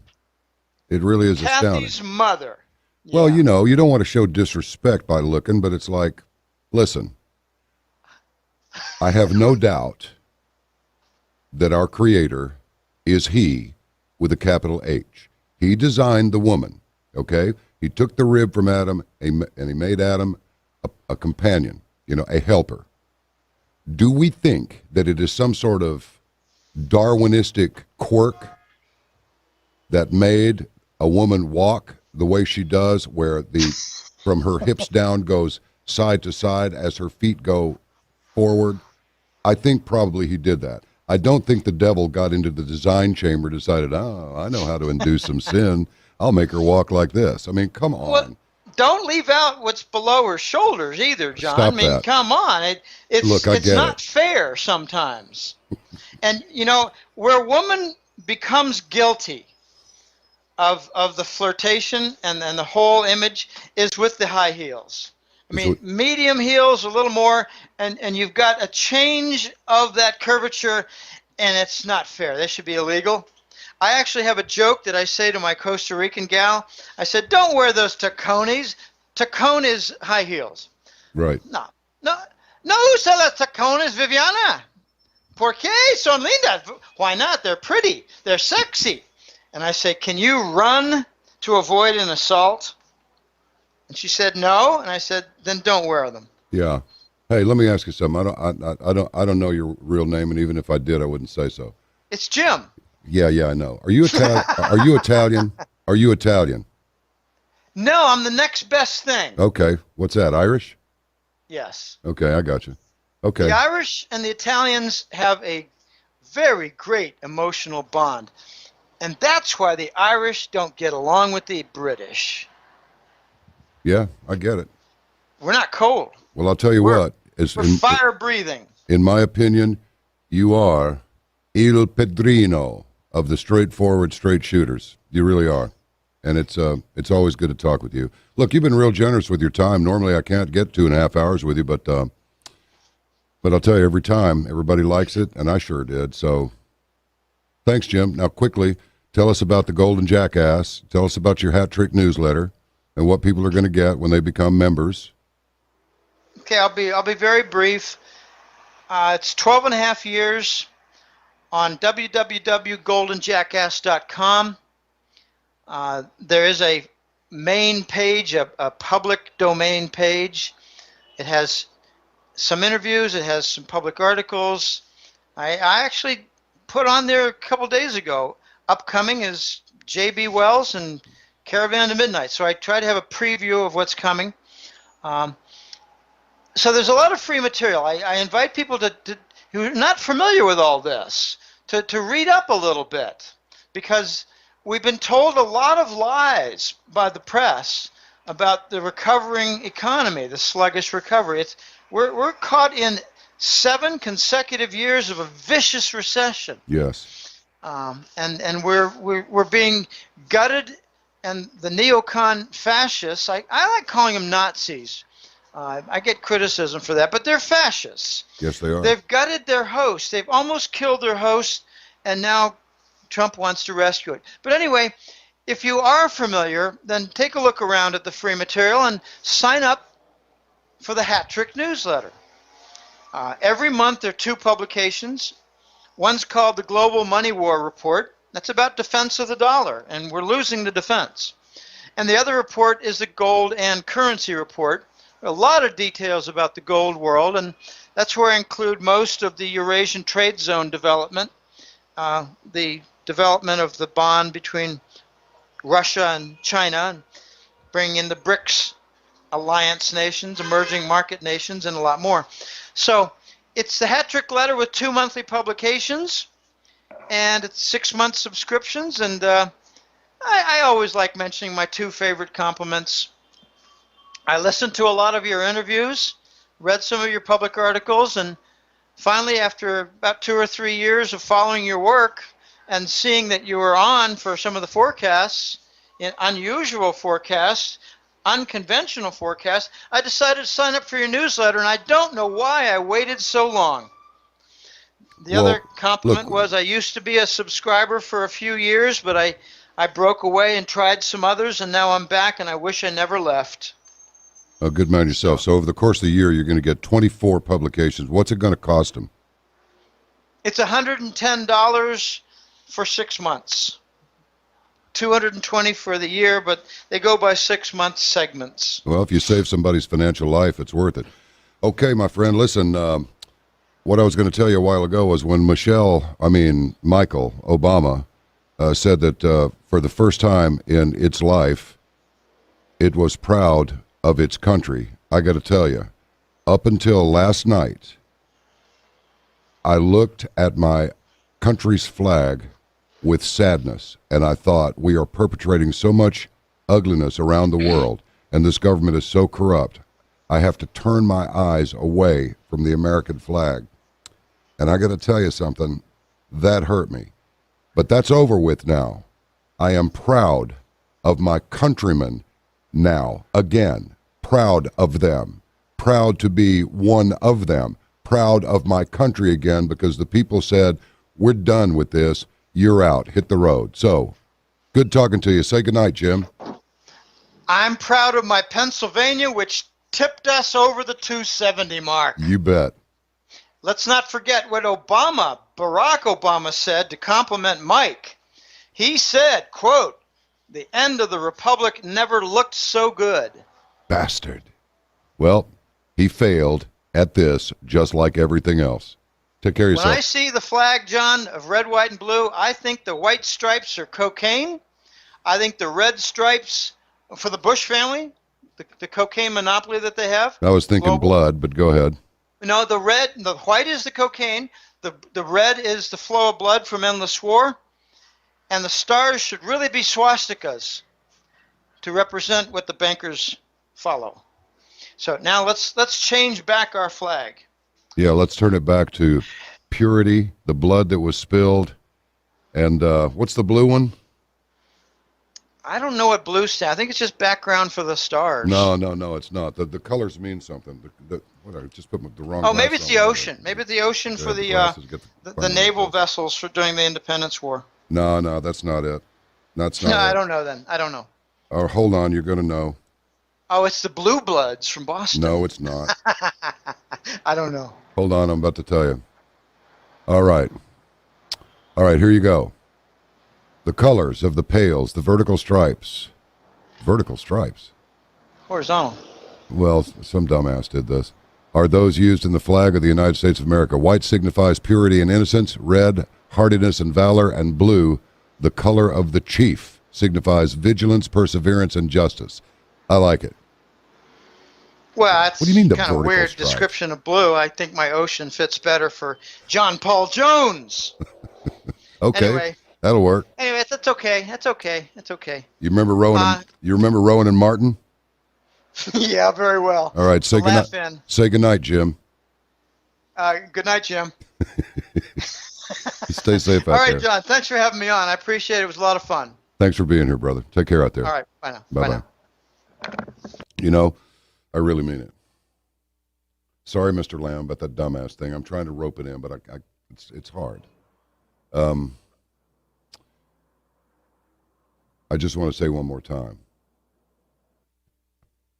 You got me right there. As for the progressives, the liberals, I feel sorry for you. And frankly, I pity you. May you be blessed with a change of heart and a brain that fires on all six. God bless you.